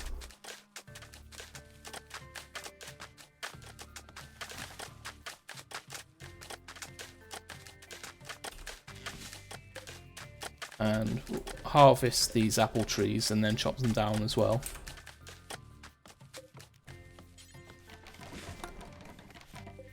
Get all of the berries that you've harvested hauled in, please. Instead of leaving them out and about. Okay, they've got most of the cotton planted, most of the heel root, well, about half the heel root. Getting the rice and the corn done.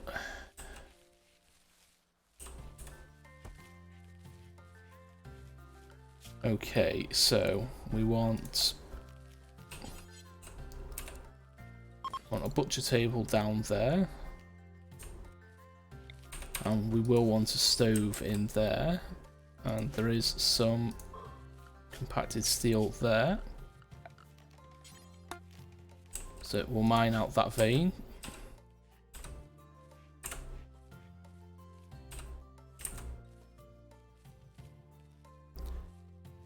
Okay, so I completely forgot everyone's traits. Let's have a look. Do we have any night owls? No, but we've got a quick sleeper. So Lucer can lose a couple hours of sleep. Everyone gets 2 hours of recreation in the morning and 2 hours at night before bed.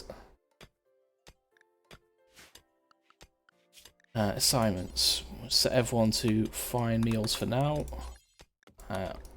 Let's say no to drugs for the moment. And set everyone to herbal medicine. And in here we want anything that's 50% or above. We don't want to allow tainted.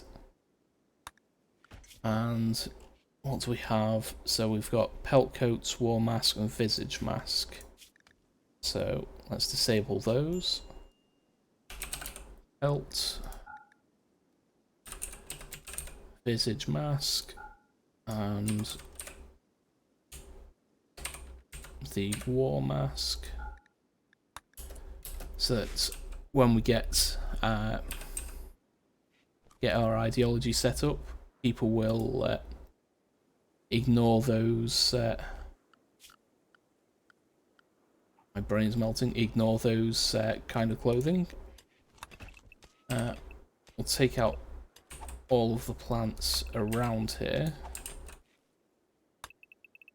Eventually we will be putting down stone walkways, but we don't have access to those currently. We want to claim and uninstall. Claim and uninstall. We should probably turn off the expanding home zones, or else it will do that. There was another. We'll take the end table. There was another bed. Oh god! There's another fucking spider. Get your butt back in the base. And why don't... Oh, you have got a weapon, you're just not wielding it.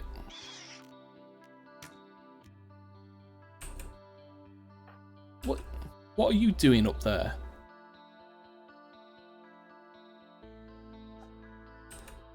Of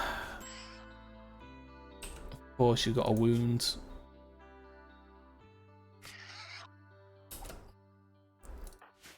What is it with this start and spiders?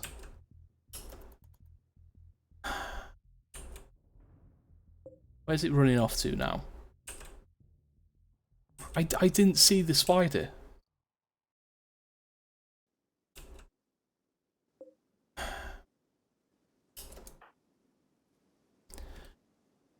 Okay.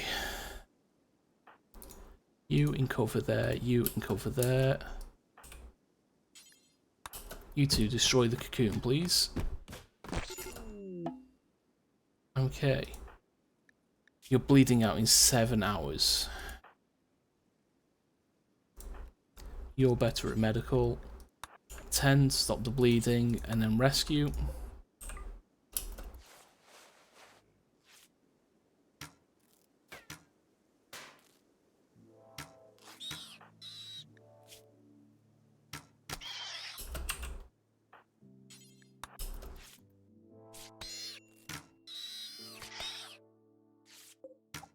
At least this one's a little easier to hit. Okay, you can go. We'll set that to haul urgently. Okay. Yeah, just sort the wounds out, stop them bleeding, getting back to base. King spiders. So we'll set add bill, butcher creature do forever, details, allow all, drop things there. Who is our cook?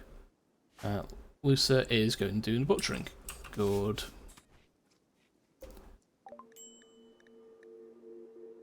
Refuse until we've got guest beds.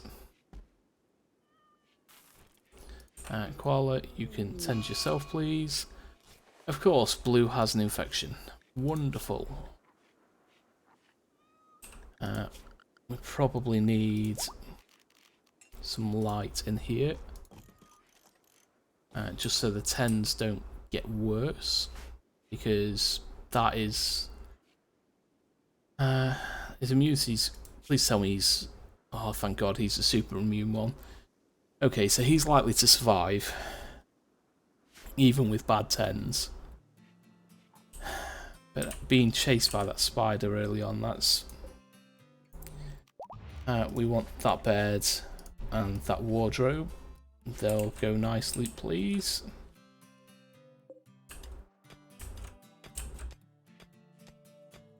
And it's the steel. We'll build the stove. Okay, all of those bits need to be hauled in. And I think what we'll do is initially, because cats can only eat meat, we'll let Bo do his own hunting. There's enough small critters around that he should be able to keep himself fed.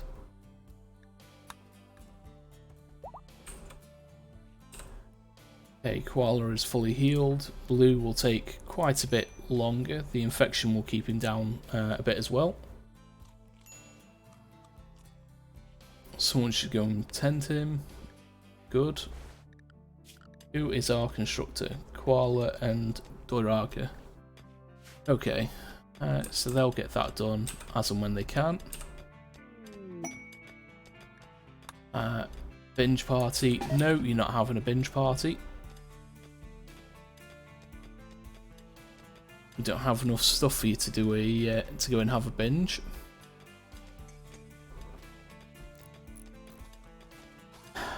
Oh dear. Okay, and then there was light, and now they're doing the plant cutting, which is what we need. That should give us a fairly decent supply of wood. And let's a mad squirrel. Is it actually mad? No, it isn't. That happens sometimes. I'm not going to complain about it. Makes things a little bit easier.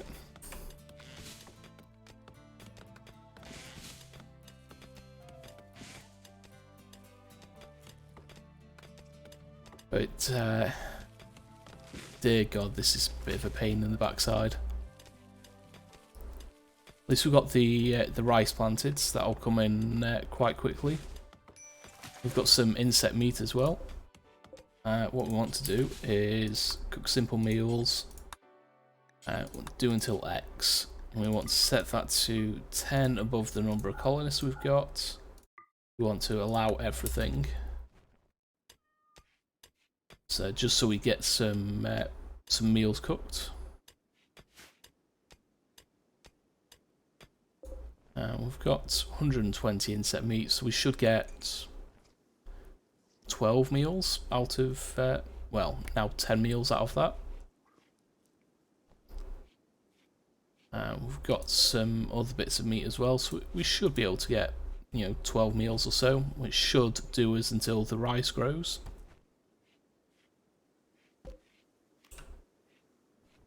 You can drop the meals on the floor for now. They're indoors, that's fine.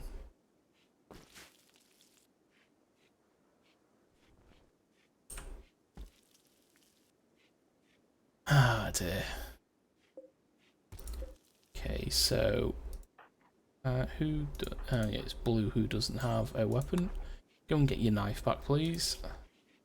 You developed immunity to the infection. Good. So now you just concentrate on healing. Who is starving? Doiraga, it's because you're asleep. You'll wake up soon, you'll go and grab a meal. Good man. And what we want to set up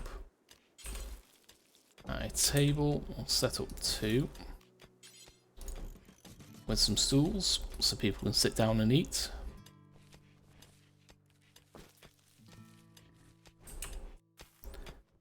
So that steel should do us for the early game. We've got quite a bit there.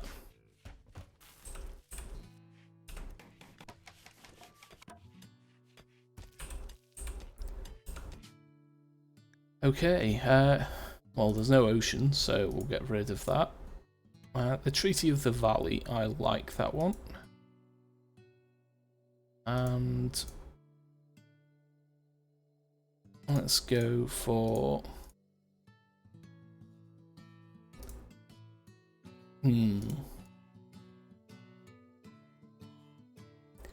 Grey Bramble.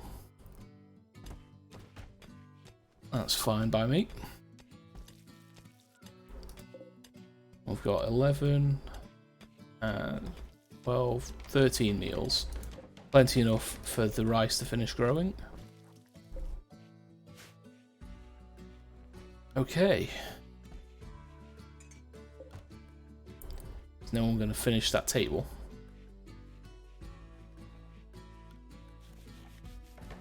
Thank you.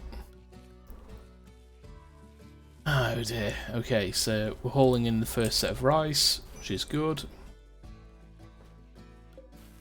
Get those beds hauled in, please. Is there anything else we want to claim? I don't think so. No, everything else looks relatively destroyed.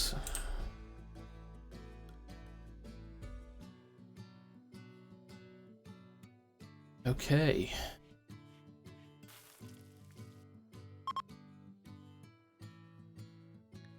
Thanks, Andy is passing. And hideous environment, serious pain, awful barracks, slept in the heat, slept on the ground. Yeah, I can understand why we're a little bit pissed. temperature, we probably do want to bring it down in here. The torches are bringing it up a little bit. And we'll put another passive cooler in here. Passive coolers will move the temperature down towards 17 Celsius.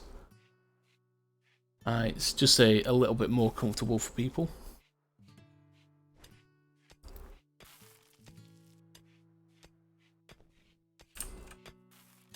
Oh dear. So I'm just going to put you guys on mute for a sec while I grab a drink.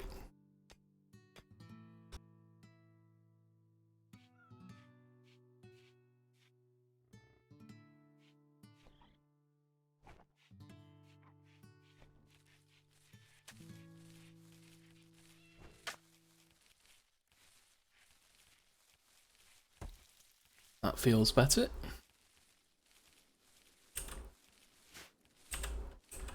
Okay, so we're nearly finished with the steel mining.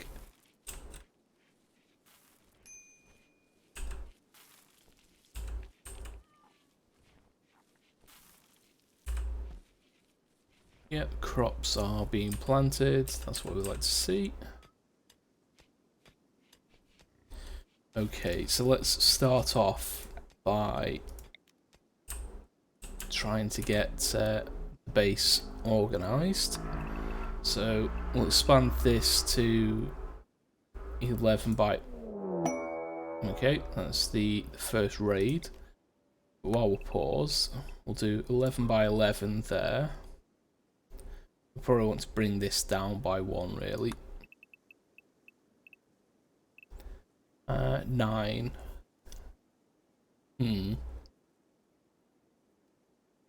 Yeah, if we bring it down by 2, at least space for the wall. And 9 by 16, 9 by 15. We want to bring it in by 1 as well. So we'll mine out of that. And he's not attacking immediately. But he's chasing someone because people were over here gathering berries. Okay, everyone up. Where's he going? Okay, we'll be proactive against this guy and go and charge him down.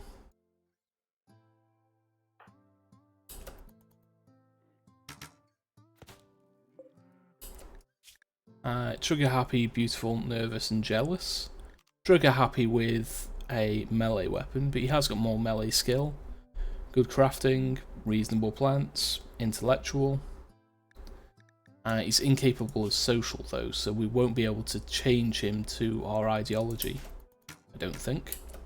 And blue is the closest, we want to bring him back. You two melee attack. Bonk him on the head please. Since we won't be able to convert him, I think we'll just finish him off.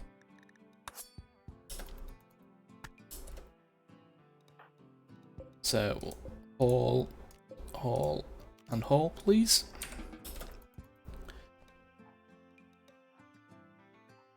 And Koala got hit in the torso and the arm. But that is fine.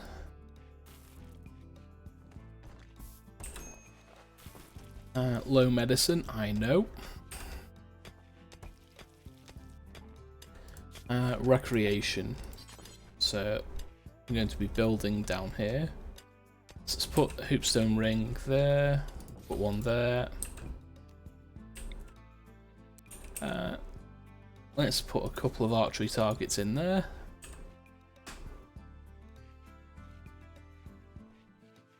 And we'll put a game of board as well, just for a little bit more variety. And now we just let them run. Oh dear. This is always the most standard part of the run for me, is getting the initial setup. Once we get food stabilised, this much rice and corn, sorry, should mean we grow more than we eat by quite a lot, and so it future-proofs us against the food rotting, future-proofs us against any potential fires, wiping out the crops. It means we can survive, you know, if there's a time when we aren't able to get the crops harvested. And it future-proofs us against an increase in the number of pawns as well.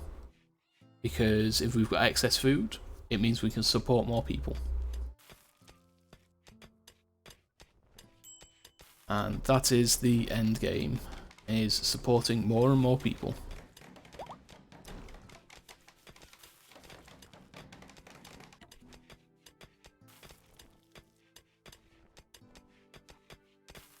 Okay, so we're going to be bringing this wall 1 down. So we'll break up those. And while it's daytime, we'll break those down there. And we're building that wall in there.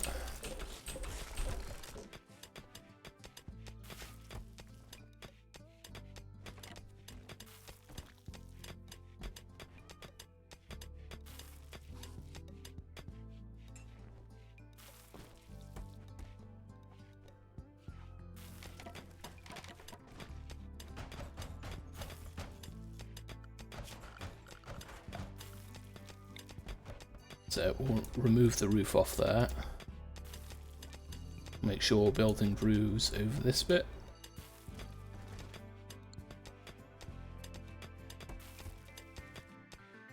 So we're making good progress. If you get a chance, haul these stones out, please.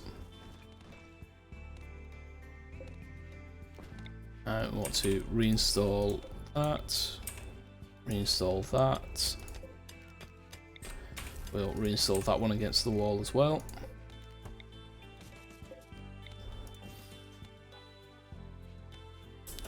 Oh, everyone's going to want sleeping spots. For that one there for now. We'll wake them up and let them know there's sleeping spots available.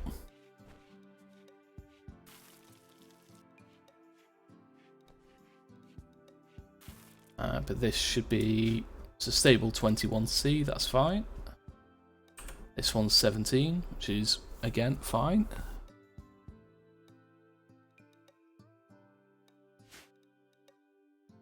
But we don't have any excess rice at the moment. And so the rice is a quick growing crop, but it doesn't last long. It's quite low in nutrition, whereas the corn takes a long time to grow, but it has a very high yield, and it also lasts a lot longer. So it decays slower. So it's more useful to have in the long term. Okay, and we want to reinstall those there as well. Excellent.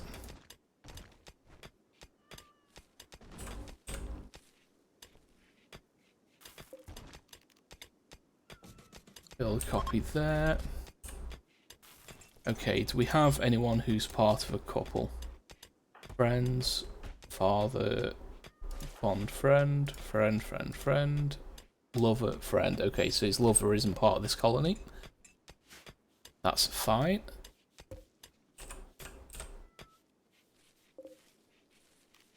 Okay, they're doing cleaning, which is good. We want to make sure we expand the home zone over this bit here. And this bit here, really. Actually, we'll do all of this bit.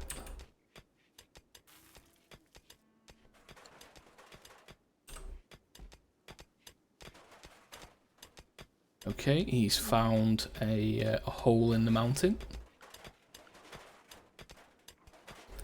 So we want to seal that up. Okay, so those walls will go in there.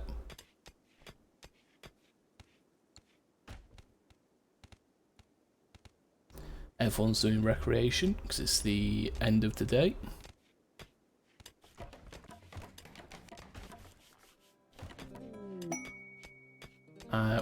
We can probably ignore the genetics supplier this early on.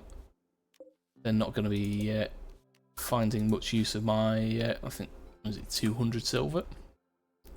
223.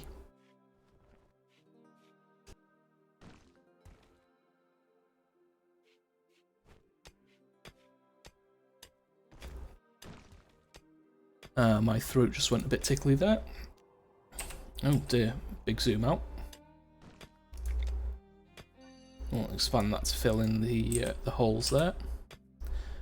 The fact that people are doing cleaning this early on means that they are running out of things to do, so we'll set up I think we only set 2 people to research, so we'll set up 2 research benches. We'll set up stools next to them as well.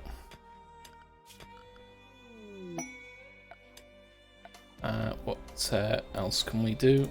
Not much at the moment. The water is quite far off, really.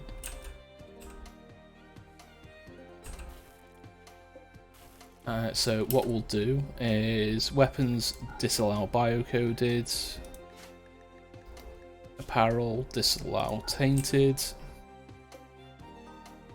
apparel and weapons we disallow clean, and disallow non-biocoded. So it will allow everything in this dumping stockpile, and they'll decay as and when they can.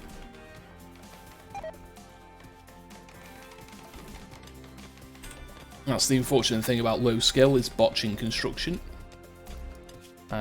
We'll start off with stone cutting. Instead, we'll start off with stone cutting. There we go. So now, once all the cleaning's done and there's no other tasks, people should get into the research. We'll expand that again.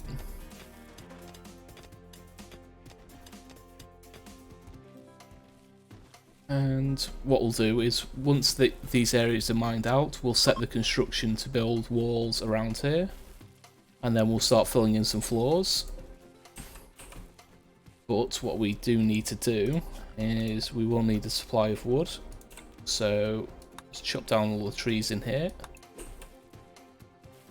And all the ones here. We'll leave these ones for now, and we'll take those later as and when we need them.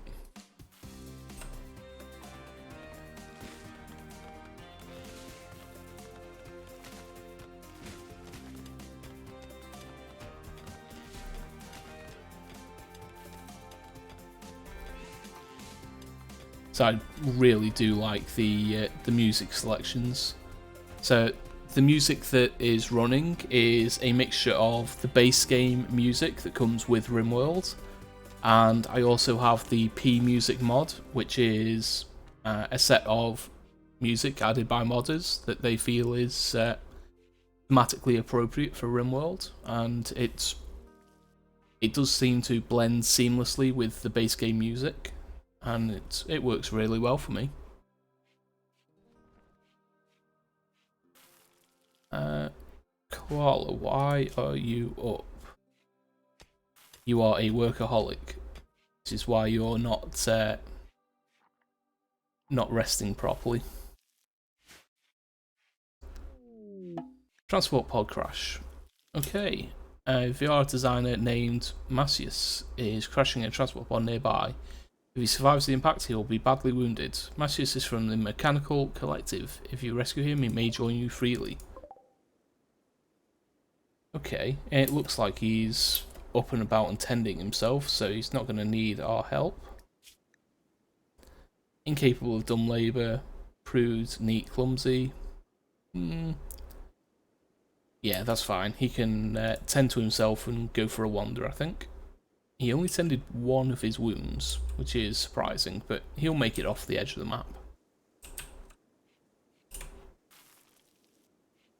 At least he should make it off the edge of the map.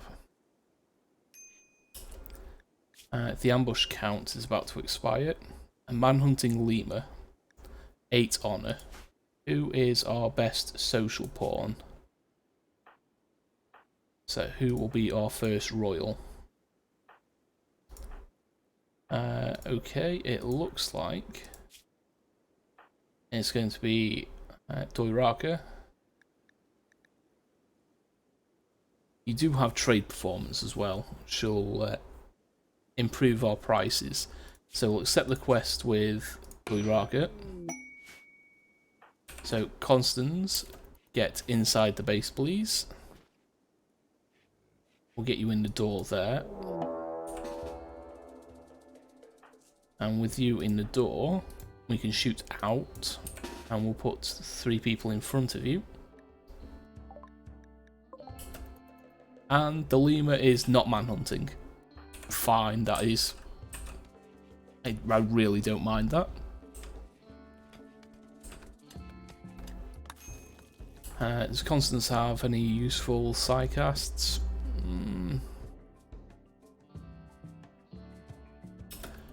No, not particularly. Let's get these beds installed. So 1, 2, 3. We do only have the 3 beds currently. We'll set that there.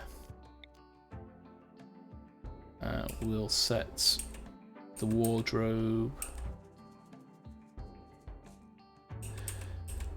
We'll set that there. Should be able to link to all of them. Set that to auto load. And off goes Constance. Quest completed. Freeholder title gained. Yeoman ceremony. We'll accept that. Okay. Let's see what psycast we get. So I'm hoping for another good roll. I really want to get Word of Trust. Word of Trust will help us recruit pawns, which is what we need to do in the early game. But it's a chance. So Doiraga did not get Word of Trust. They got Pain Block. Okay, Pain Block I can accept. So Pain Block will allow us to help people stand up if they get downed due to pain. Doiraga also gained the Jealous trait, because of course he did. Okay. That's wonderful. So haul those out please, expand this. Have we been training Bo? Yes we have. He has full training in haul. So we'll do some hauling in rescue. So this ergonomic double bed will set for Doiraga. And the other 2 beds, just do Louis and Blue can have those other 2.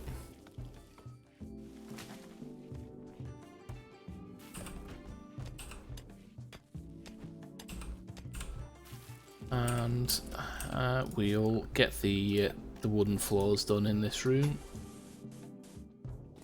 It'll just make the barracks be a little bit more presentable. Should improve people's moods slightly, but people are in relatively good moods as it is. Greedy for an impressive bedroom, of course you are.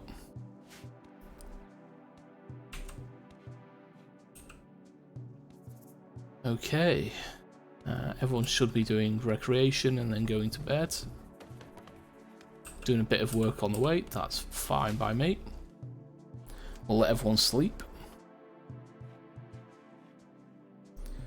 There's not much we can do while they sleep.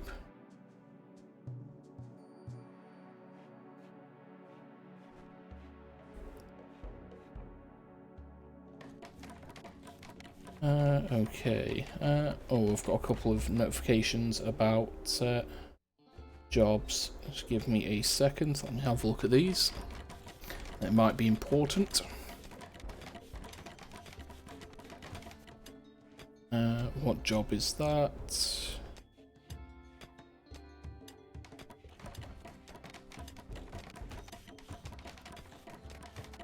Inbound. Okay. Research into the abandoned lab. We don't want that. As we are city builders, we are not leaving the tile. I think, yeah, we pick city builders. Exploitative executive role unfulfilled. We want to make sure we fulfill that. So set up a ritual spot there for now. Begin role change. We want Doiraga. So we'll make him the executive. And that will give him the ability to convert people to our ideology and things like that. It's going to worsen his mood a bit because we don't have the visage mask that he wants to wear. But we can purchase that from a passing trader. So while they're running, let me sort out these notifications. Okay.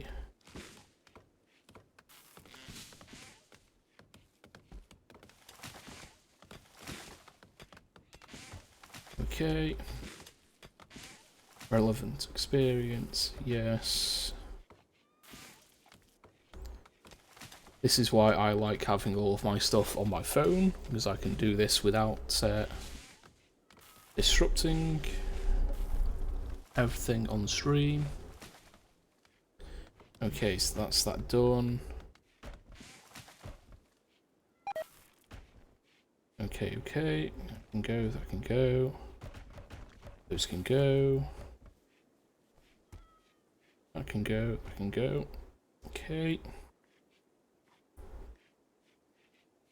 And what are these notifications?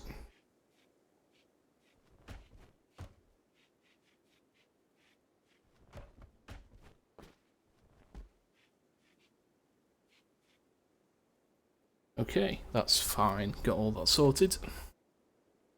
And nothing has blown up yet, which is wonderful. And they've got the mining finished. So we'll expand that zone there. They're doing the cleaning, which is great. We have cloth. So with the cloth, we want to replace their sleeping spots with bedrolls. And we have quite a bit of wood left over, so we will finish these walls off, please.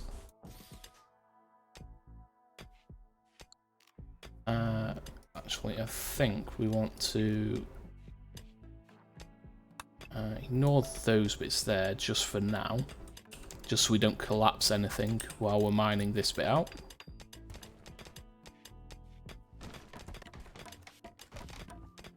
Okay, that's fine. We're doing the construction quick enough that we can get that sorted. We'll build that up and around there as well. Now, the only downside to this is if we do get a fire, it will spread very quickly through here. So the plan is to keep anything that's going to start a fire outside the base. The champions are raiding us. They have one guy with a musket. Okay, it's a normal musket.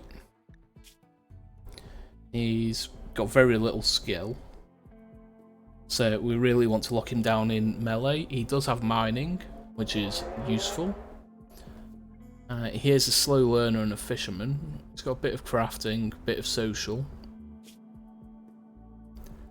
Got plate armor, flat goggles. He's got some medicine as well. Okay, so we really do want to knock this guy out so we can recruit him.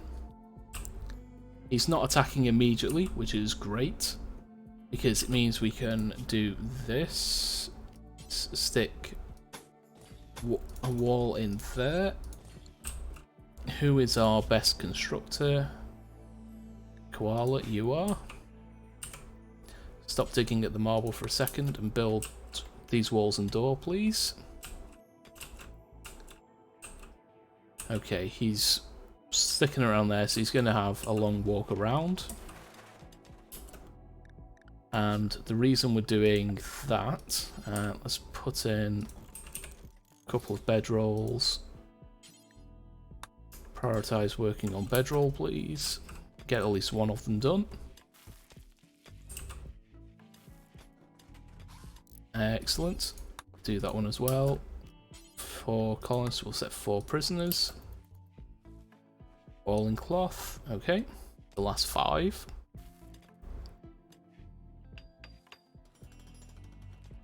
Okay, so now we've got a prison. Excellent.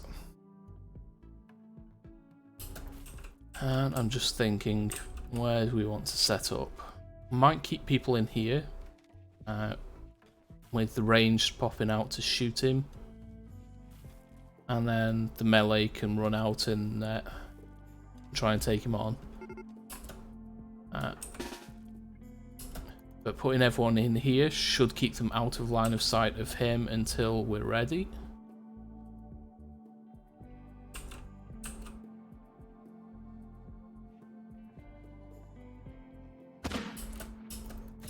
Oh, maybe not. Everyone move up and back, please. We're needing to get closer.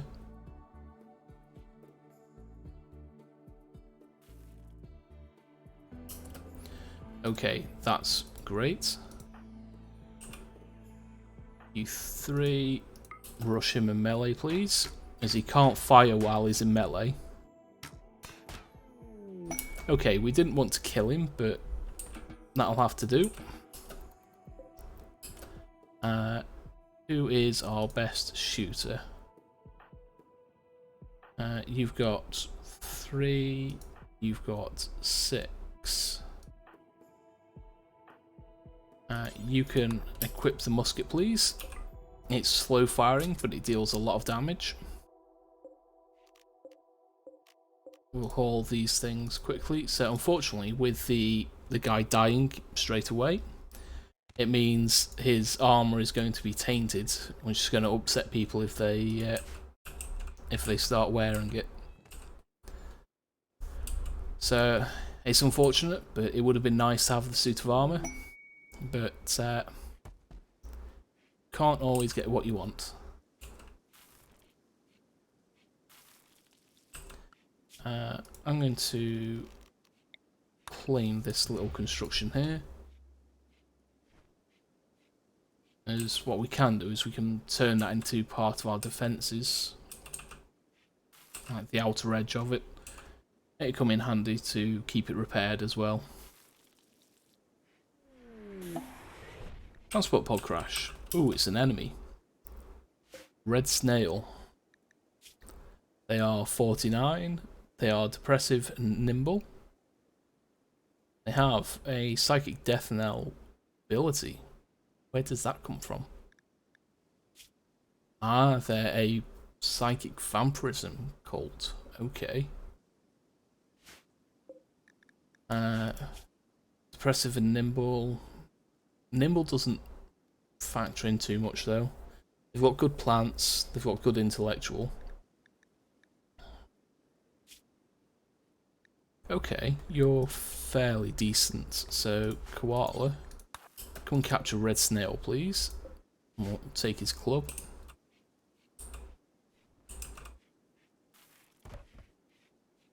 He also had some wood on him.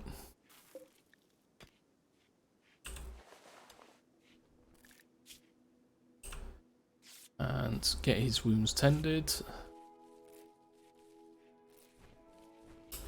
Okay, and we want to strip him down.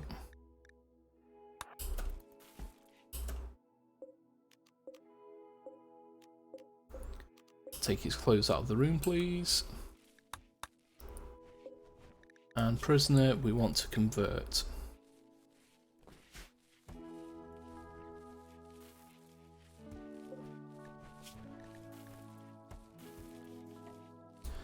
Okay, so we'll leave him there to convert first.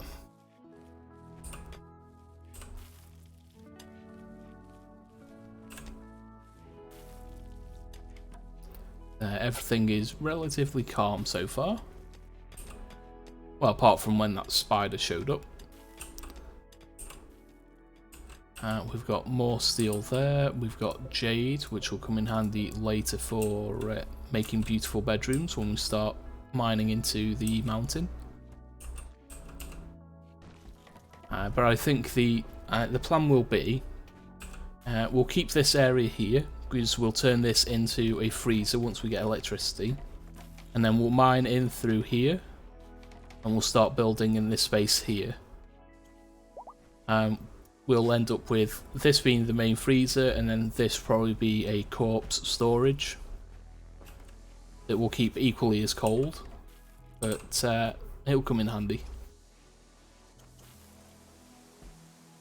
Okay, we'll haul those out please, and again we'll put down some floors, wood floors. Should take them only a small amount of time to get those built. And we will want some light near the research tables. People don't like the darkness until, well, unless we take the darkness meme, in which case darkness is preferred. But we haven't taken that one yet. Might take it in the future, I don't know. I haven't really planned out where the ideology is going to go. That's kind of the point of it being fluid, is it's going to evolve as the colony evolves. I've got a couple of notifications, let's have a look at those. Yep, that's fine. That's fine. Yeah, that's how it goes. Okay.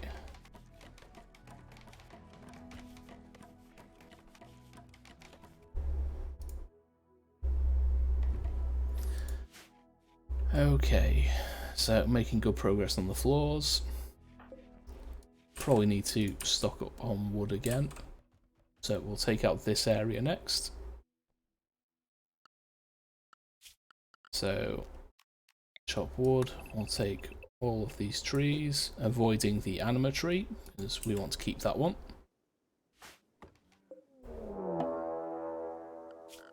And we are missing a meditation spot, so we will put that there. We'll set that for Dorega. The Unending March. So the Unending March are an android-only colony. They do have a baton and a knife. So these are tier 1 androids. They are a little weaker than standard humans, but they will continue to fight until they are destroyed, which is going to be a pain in the backside. And he has only 5 melee skill. But he has 9 melee skill, and he's got Bloodlust. So he is going to be a little bit harder to take down. He does have a knife as well, which means he's going to be causing bleeding wounds. Are they attacking immediately? No. Okay.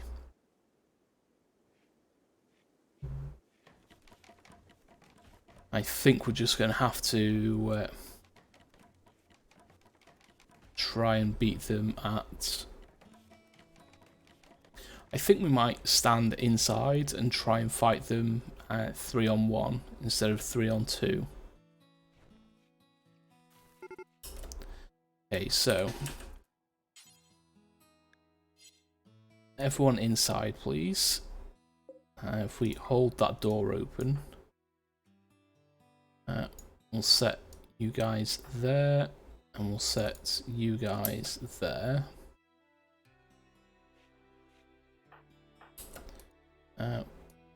No, we'll leave you there. We'll set you up back there.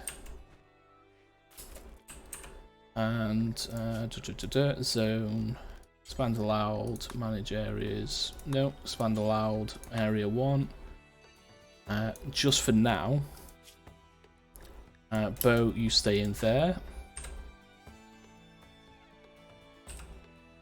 You're going for the hoopstone ring, which is fine. We'll take out you first. Okay, that was good. Okay, that was great. We destroyed his head.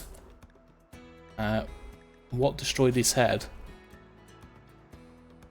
Okay, so the club just knocked his head off. That's excellent. We only took 2 wounds, a slight stab. That's fine by me. And animals unrestricted. Off you go. And we want to close that door now. That was better than I expected. A lot better. Okay, so that raid's done. Making good progress with the trees up there. How is Red Snail? He's making progress downwards. So what we'll do is we'll do a conversion ritual. So Doraga will go and collect him, we'll try and convert him, and then and then what will happen is Doraga also has a convert ability, which we can use after the ceremony. So, okay, an effective one reduces him to 35%, and there is a combat supplier coming in. That is nice. So Doraga puts Red Snail back in here. Is he awake? Yes, he is. Do convert 35 down to 19. So he is very close to being converted, and then we'll begin the process of Doraga and Koala are now lovers, which means we're now only short 1 bed. I think things are working out relatively well so far. Okay, so who is... Okay, Nora is back there. Beggars need aid. They want 4 medicine. No, I only have a small amount of medicine. I don't even have 4 medicine. So there is no way I can give you 4. Doraga, I'm getting you out of bed to go and trade, please. Okay, so we'll get rid of the wake up, because I don't like having drugs about. We'll get rid of some of the spare weapons. The tainted armor and tainted goggles. So that gives us 111, gives us 334. Uranium heavy plate. Okay, we'll place another gun. That would be useful. The Zeus ammo can't afford. Steel longsword, chitin shiv, steel axe. Let's get the automatic pistol. And we'll put Doraga with the automatic pistol. Good man. So having firearms is going to be useful. The automatic pistol has a high rate of fire, so he'll probably miss quite often because he's got low skill, but when he's firing more often, it's a little bit better.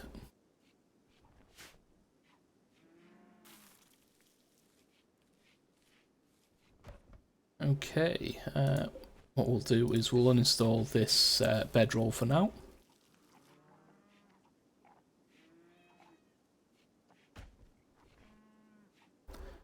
Combat supplier, yep.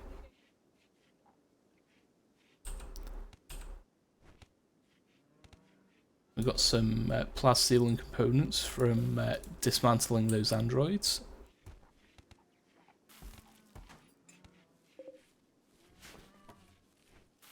Okay. So we're not doing much research, but that's because I've been asking them to do quite a few jobs. Once this planting's done and these floors are built, people should clean up and then get on with the research. We do have 3 people with 0 in intellectual, so it'd only be Rotray and Blue who are doing that. Well, we should be getting close to doing it now. Oh, there's more plant cutting to do. What gift did they give me? A redwood sakes. Yeah, it's wood and it's not going to be much good as a weapon. Just hit people over the heads with a wooden sword. How are we getting on? 20 down to 12. So he did go back up quite a bit. Oh no, because he got down to 19. So he only went up by 1%.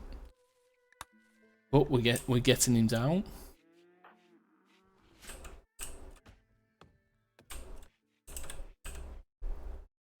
As you see, we've started getting a stockpile of corn and rice. We have big stack of meals is just rotted, so we only got 18. But that's why I like having an excess of food this early on. It means that when it does rot, we have more to replace it. We probably want to build another passive cooler.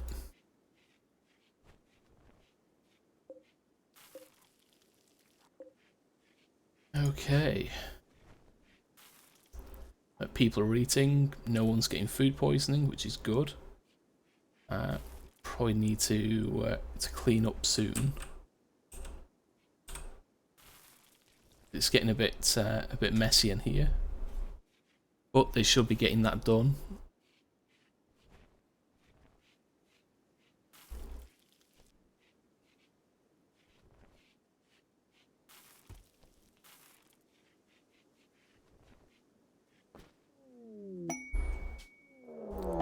Okay, roaming monstrosities. Dude, oh god damn it. A beetle fleet, that means it's going to explode. And a man chicken. Is it just those 2? Okay, they're not manhunter yet. That's just a standard boom rat.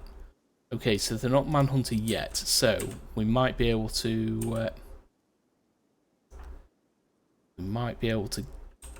get them first.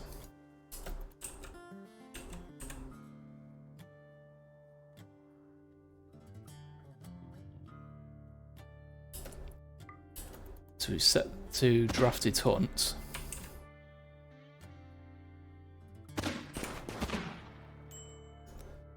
I just need to make it explode. Oh, they're getting the boom rat as well.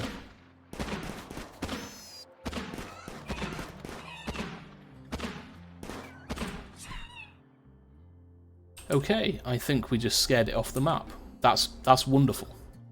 That's great. And we'll take those in as well. And raccoon and a hedgehog.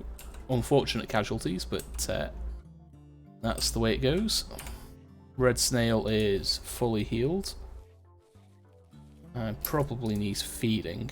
Who's our warden? Doiraga. Deliver food to him, please. Probably need to set, not entertain, but set Rotray to warden as well, because otherwise might not get fed. 5.6 down to 2.7. He's getting very close. But yeah, that man chicken, yeah, that was the easy one, and scaring the beetle fleet off the map. Yeah, that's wonderful. Just what we needed. But I like it when things are supposed to be manhunter when they enter the map, and they're not, because it gives you a bit more of a chance to be proactive.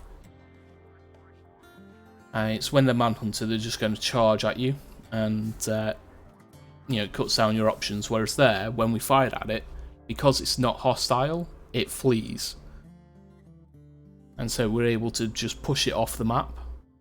We did hit it a couple of times, so there's a chance that it would bleed out and blow up, which is, as long as we're far enough away from it, it's fine to do that as well.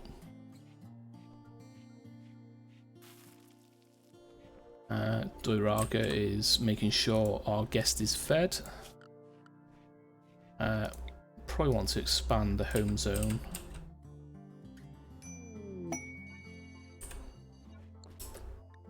Stephen's Crystal Mitts.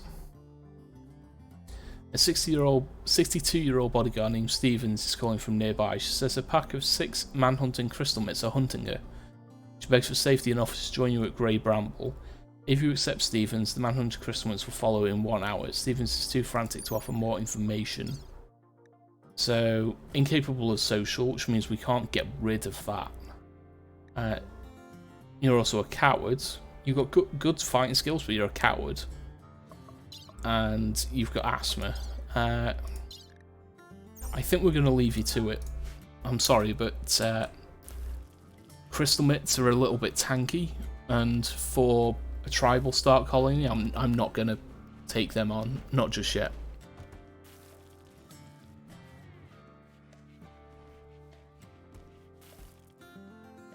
Excellent. So Blue's doing a bit of cleaning, which means we're on top of the rest of the tasks. We're getting the medicine sorted. We're watching some of the harvest there, but as long as we get some medicine, that's all we need. And as long as we get the cleaning done, we go Blue's carrying on with the cleaning and stacking the meals up. Okay, that's great. That means we're on top of things. 0.62% certainty, so very close. Once that's done, we can get him recruited. Hey Ash, how are you doing? I'm doing pretty good. Just thought I'd get a bit of streaming in before I play D&D tonight, and it's been going reasonably well. Cassie punished us heavily again on the last colony, so we have another fresh start. But overall, things are going well. I'm feeling relatively good. It's not as hot as it has been the last couple of days. It clouded over this morning, and it's still warm. But it's a bit muggier, a bit stickier. It's not actually rained here today, but it's threatened it a few times. Yeah, it's I don't mind new colony time, but yeah, it's been about 23-ish here today, but there's been no rain. It's just been grey and overcast, and yeah, it's been threatening rain, but I mean there's a bit of wind, and so it just helps it feel a little bit cooler.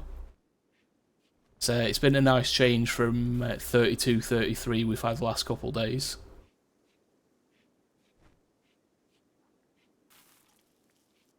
But yeah, I'm probably only going to be here for another half hour or so, and then gonna get myself something to eat, go and feed my brother's cat, and sort myself out for D&D at 8 o'clock.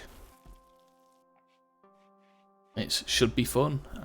I think we're probably doing stage 2 of a boss fight, so we're going to be probably fighting a large spectral skeletal hand that we saw.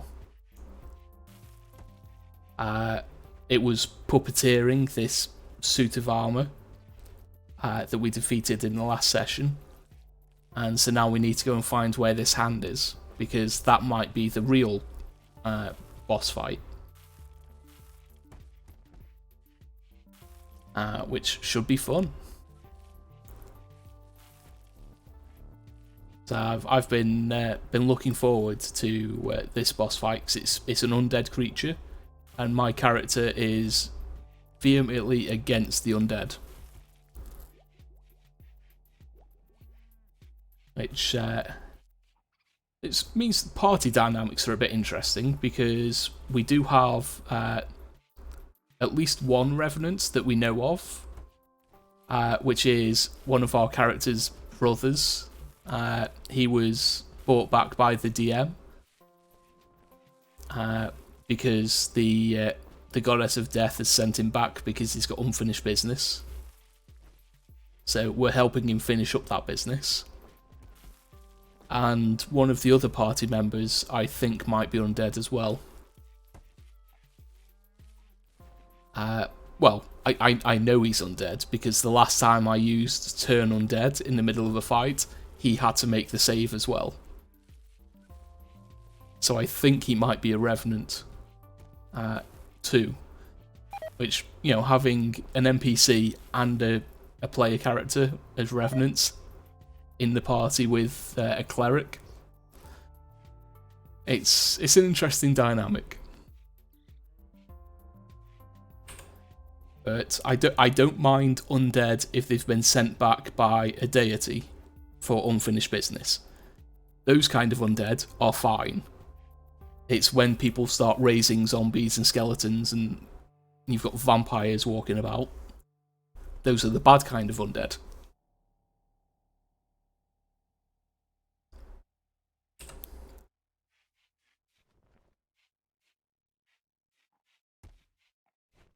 I've been playing D&D now for, I'd say it's what,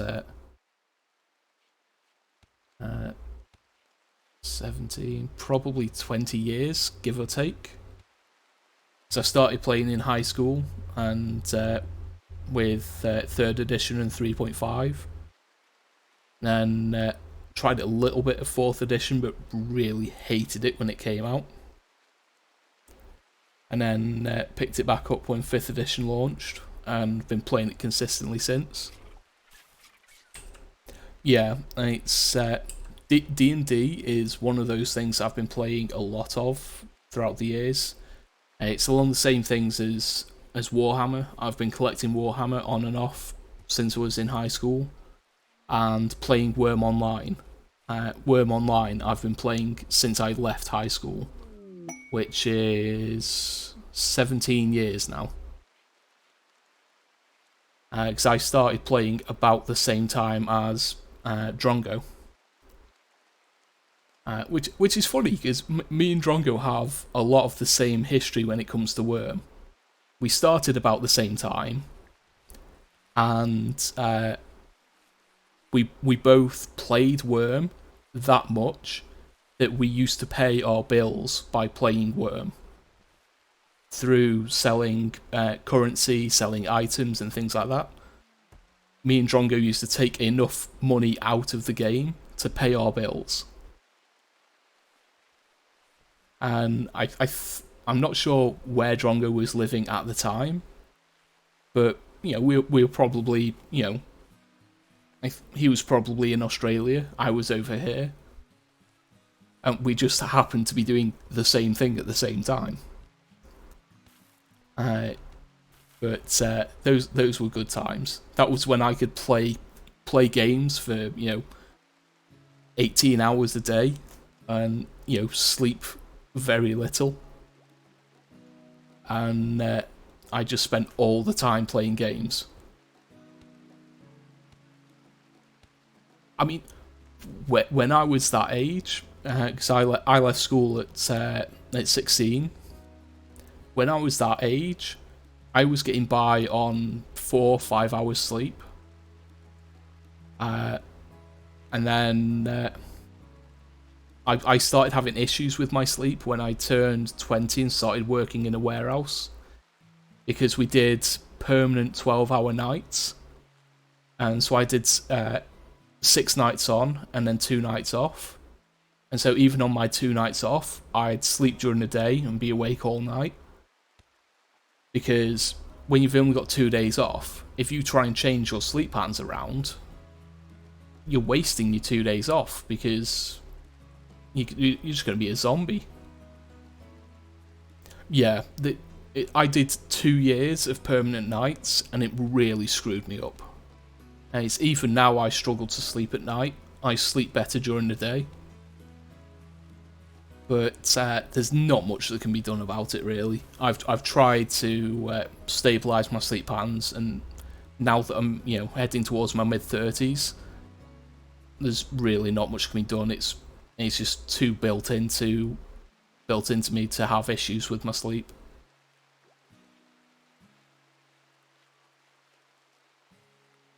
It's I can sleep anywhere, regardless of the light levels. And it's why at the moment, while I'm unemployed, I've started having a mid-afternoon nap, so about 1 o'clock ish. After I've had lunch, I'll have a mug of tea, and the caffeine doesn't really bother me anymore. But I'll have a mug of tea and I'll just lie down for an hour or two, get a quick bit of kip. But if With is around, With is actually a member of West March's D&D server that I'm part of, and he will confirm that quite often I'm up at 3 o'clock in the morning to play D&D, and so the afternoon nap helps with that as well.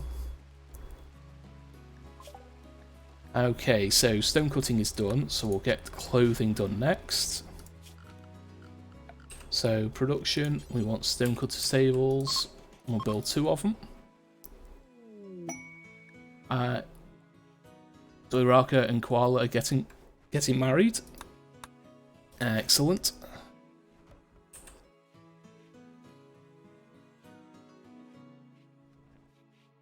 But yeah, it's because the server that myself and With are part of is majority, people from the Americas.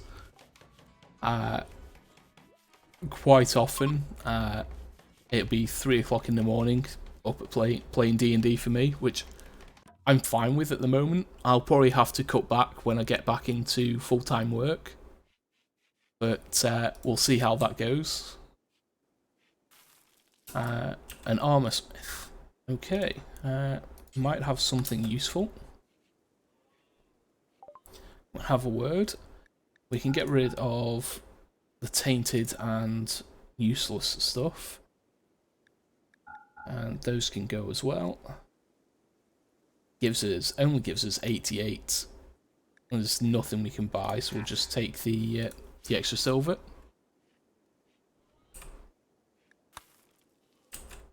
How are we looking? 11.4. Okay, we'll try and improve his mood, because that'll make him easier to convince. So, we'll put some light in. We'll give him a table to eat at.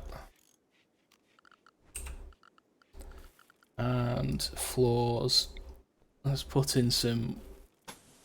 no, because if I do that, that's going to... let's get rid of that. Do it that way. So the constructors will mine out these tiles as well. And we'll just improve his prison cell a little bit.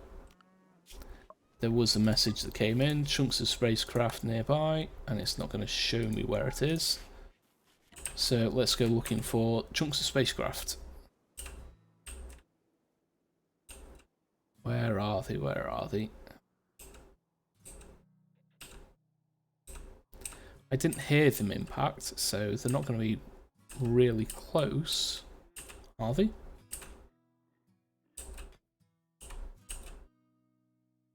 Have I just gone past them?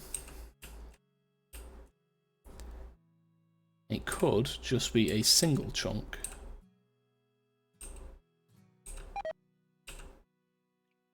There's nothing there.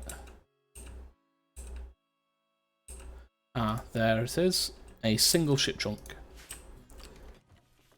That's unfortunate. Okay, ship to the stars. We're not doing that quest because that means travelling, and we don't like travelling. So, the reason why I'm getting rid of most quests is because we do have the city builders meme, which means travel is despised, and we desire a permanent base. So as our base gets bigger, we'll get a better mood buff, up to plus 20, for a magnificent city. And I did test it out. If we do travel while we have the city builders meme, the mood debuff is insane. It's something like -30 for traveling off the map, and it's really difficult to do anything with that, really. Okay, we'll get those chunks out. So that should improve his mood a little bit. It's getting slept in the heat because it is 32 degrees in there. So we'll put in a pair of passive coolers. Try and bring it down to around 20 odd degrees.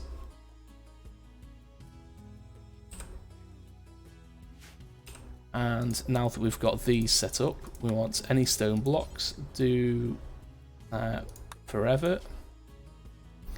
And details, let's just move that over there. Want to set that so it gets all of that in. Okay, that's good. We'll copy that and lock it in there. It should cover the entire amount as well. We'll drop on the floor. Okay, transport pod crash. There's the Rata. You're all the way up there. You're bleeding out, so you will need some help. Careful shooter and vengeful. You've got melee, plants, animals, and medical skill. Okay, you would be useful. You are allied. So we want to rescue you. We don't have a spare bed set up, so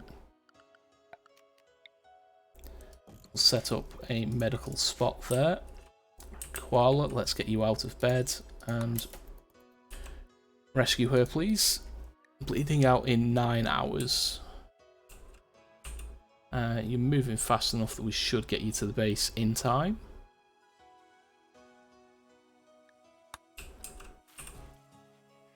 And we do have a bit of medicine, so that's fine.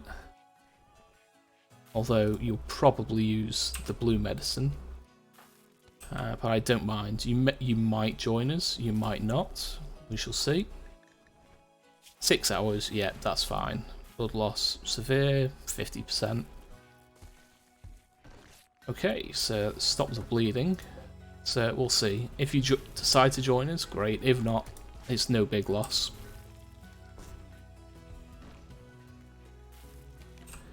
Okay, so we're making bricks. And we want to bring in some more granite chunks, really. As we want to get the defences set up next.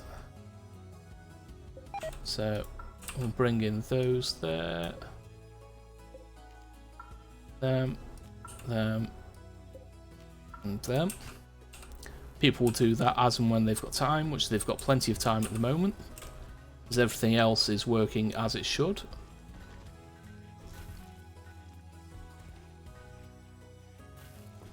So I like it when things are calm and working well like this, because it means people are doing the jobs that need to be done.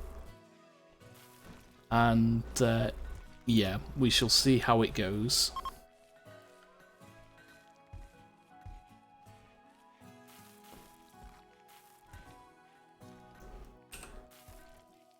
Okay, so blue's making more bricks for us.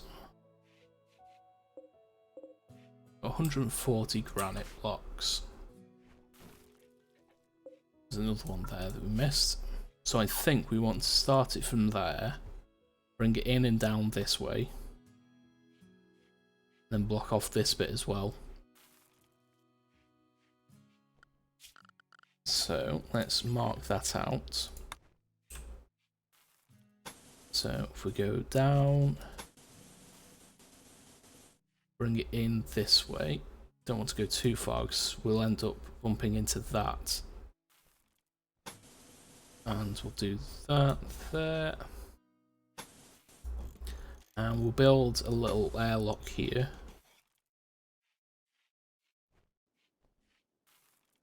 And we need to move that. We don't want it in the way, so we'll put it there. And we'll make them double thick.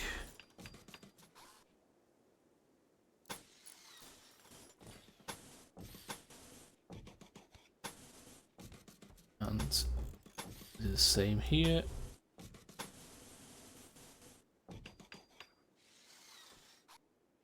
And we'll turn this into another little airlock as well. And we do have steel, so we'll put some steel doors in. Ooh, summit crab. Although it should avoid our base, because there's no exit here. So we'll see where it goes. Let's put some doors in. Okay, and we want door, door, door, door, door, door. And yeah, we'll put a door there.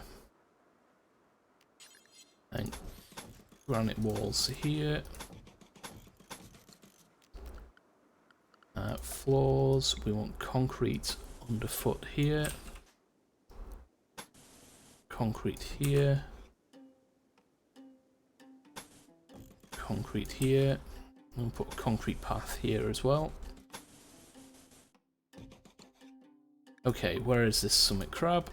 So summit crabs are giant boulder mitts that destroy things along their path. Like that. And it will just continue rolling across the map until it gets to an exit. It looks like it's going around here, down here, and will exit around here. So it might go through this bit here and destroy that. It might go through there and destroy the ship chunk. But it should avoid our base. Because it looks like it will go down and around here. But it will also injure creatures. So we'll take that rat's corpse. It might kill some of these as well if they decide to get close. As you can see, it takes out trees and foliage and leaves behind rubble.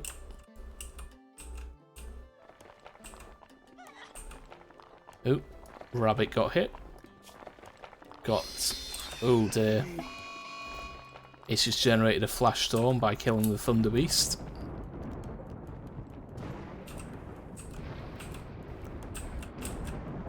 To destroy those as well, yeah, so it destroys everything in its path.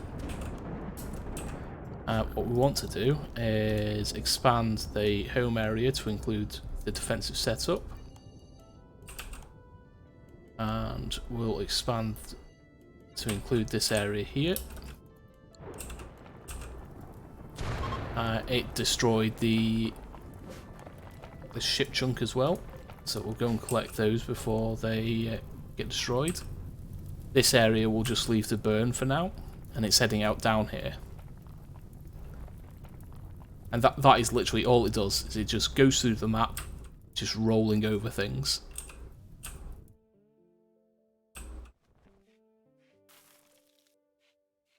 Can you clean this room, please? It's looking a little off.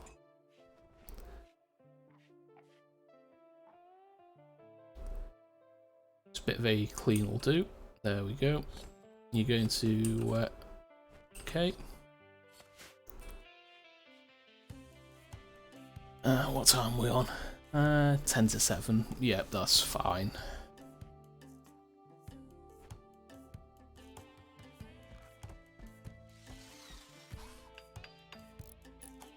Right, this start has been quite fun. Things have been going relatively well. We've got enough food to support the colony. We're not running out anytime soon.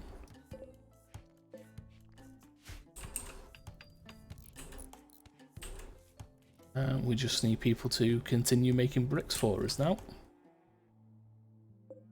How are you looking here? Anima Grass 3. So once we get to 20 Anima Grass, we can upgrade his psychic powers.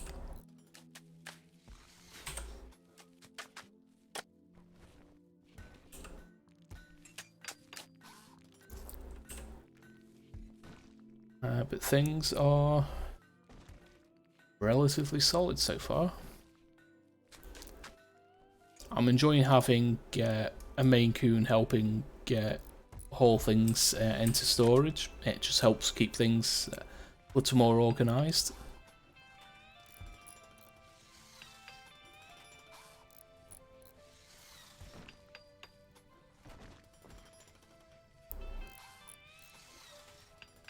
But we are making progress.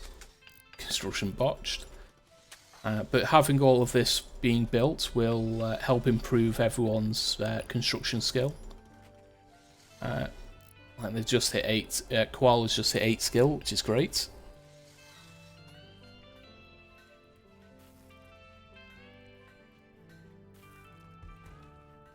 But I think at the 3.5 hour mark, which we've just hit, I think this will be it for today. So let's head back to the menu and head to the ending screen. Let me go and see if there's someone we can raid. Oh yeah, we've got quite a few good people online. So you can keep up with me on social media, which are linked there. I believe all those links should be working. Twitter is where I post all my go lives, and then itch.io is for my D&D content. That's the main body of my D&D content. And then Ko-fi does have the occasional creature release, which I'll be posting up more next week. We do have a raid message, so please copy and paste that. We'll go over and see a friend of the channel. We're going to go and see Francois. He's currently playing Untitled Goose Game. He's doing speed runs.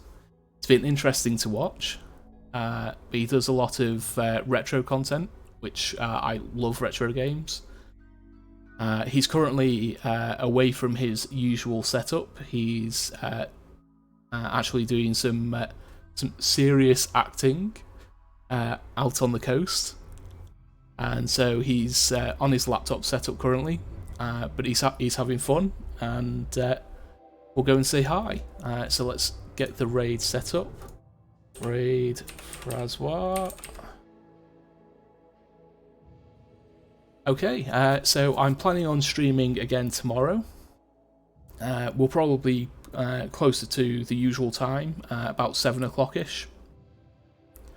And I think we'll be going back into Guild Wars tomorrow. But I'll see how I feel. But thank you everyone for dropping in, chatting. Thank you for the lurkers who've stuck around in the background. You're all wonderful. Again, we hit the 50 follower mark, which is great. That means we made up for the one that disappeared, which I think was a bot that Twitch just got rid of, and we're within touching distance of getting affiliate, which would be wonderful.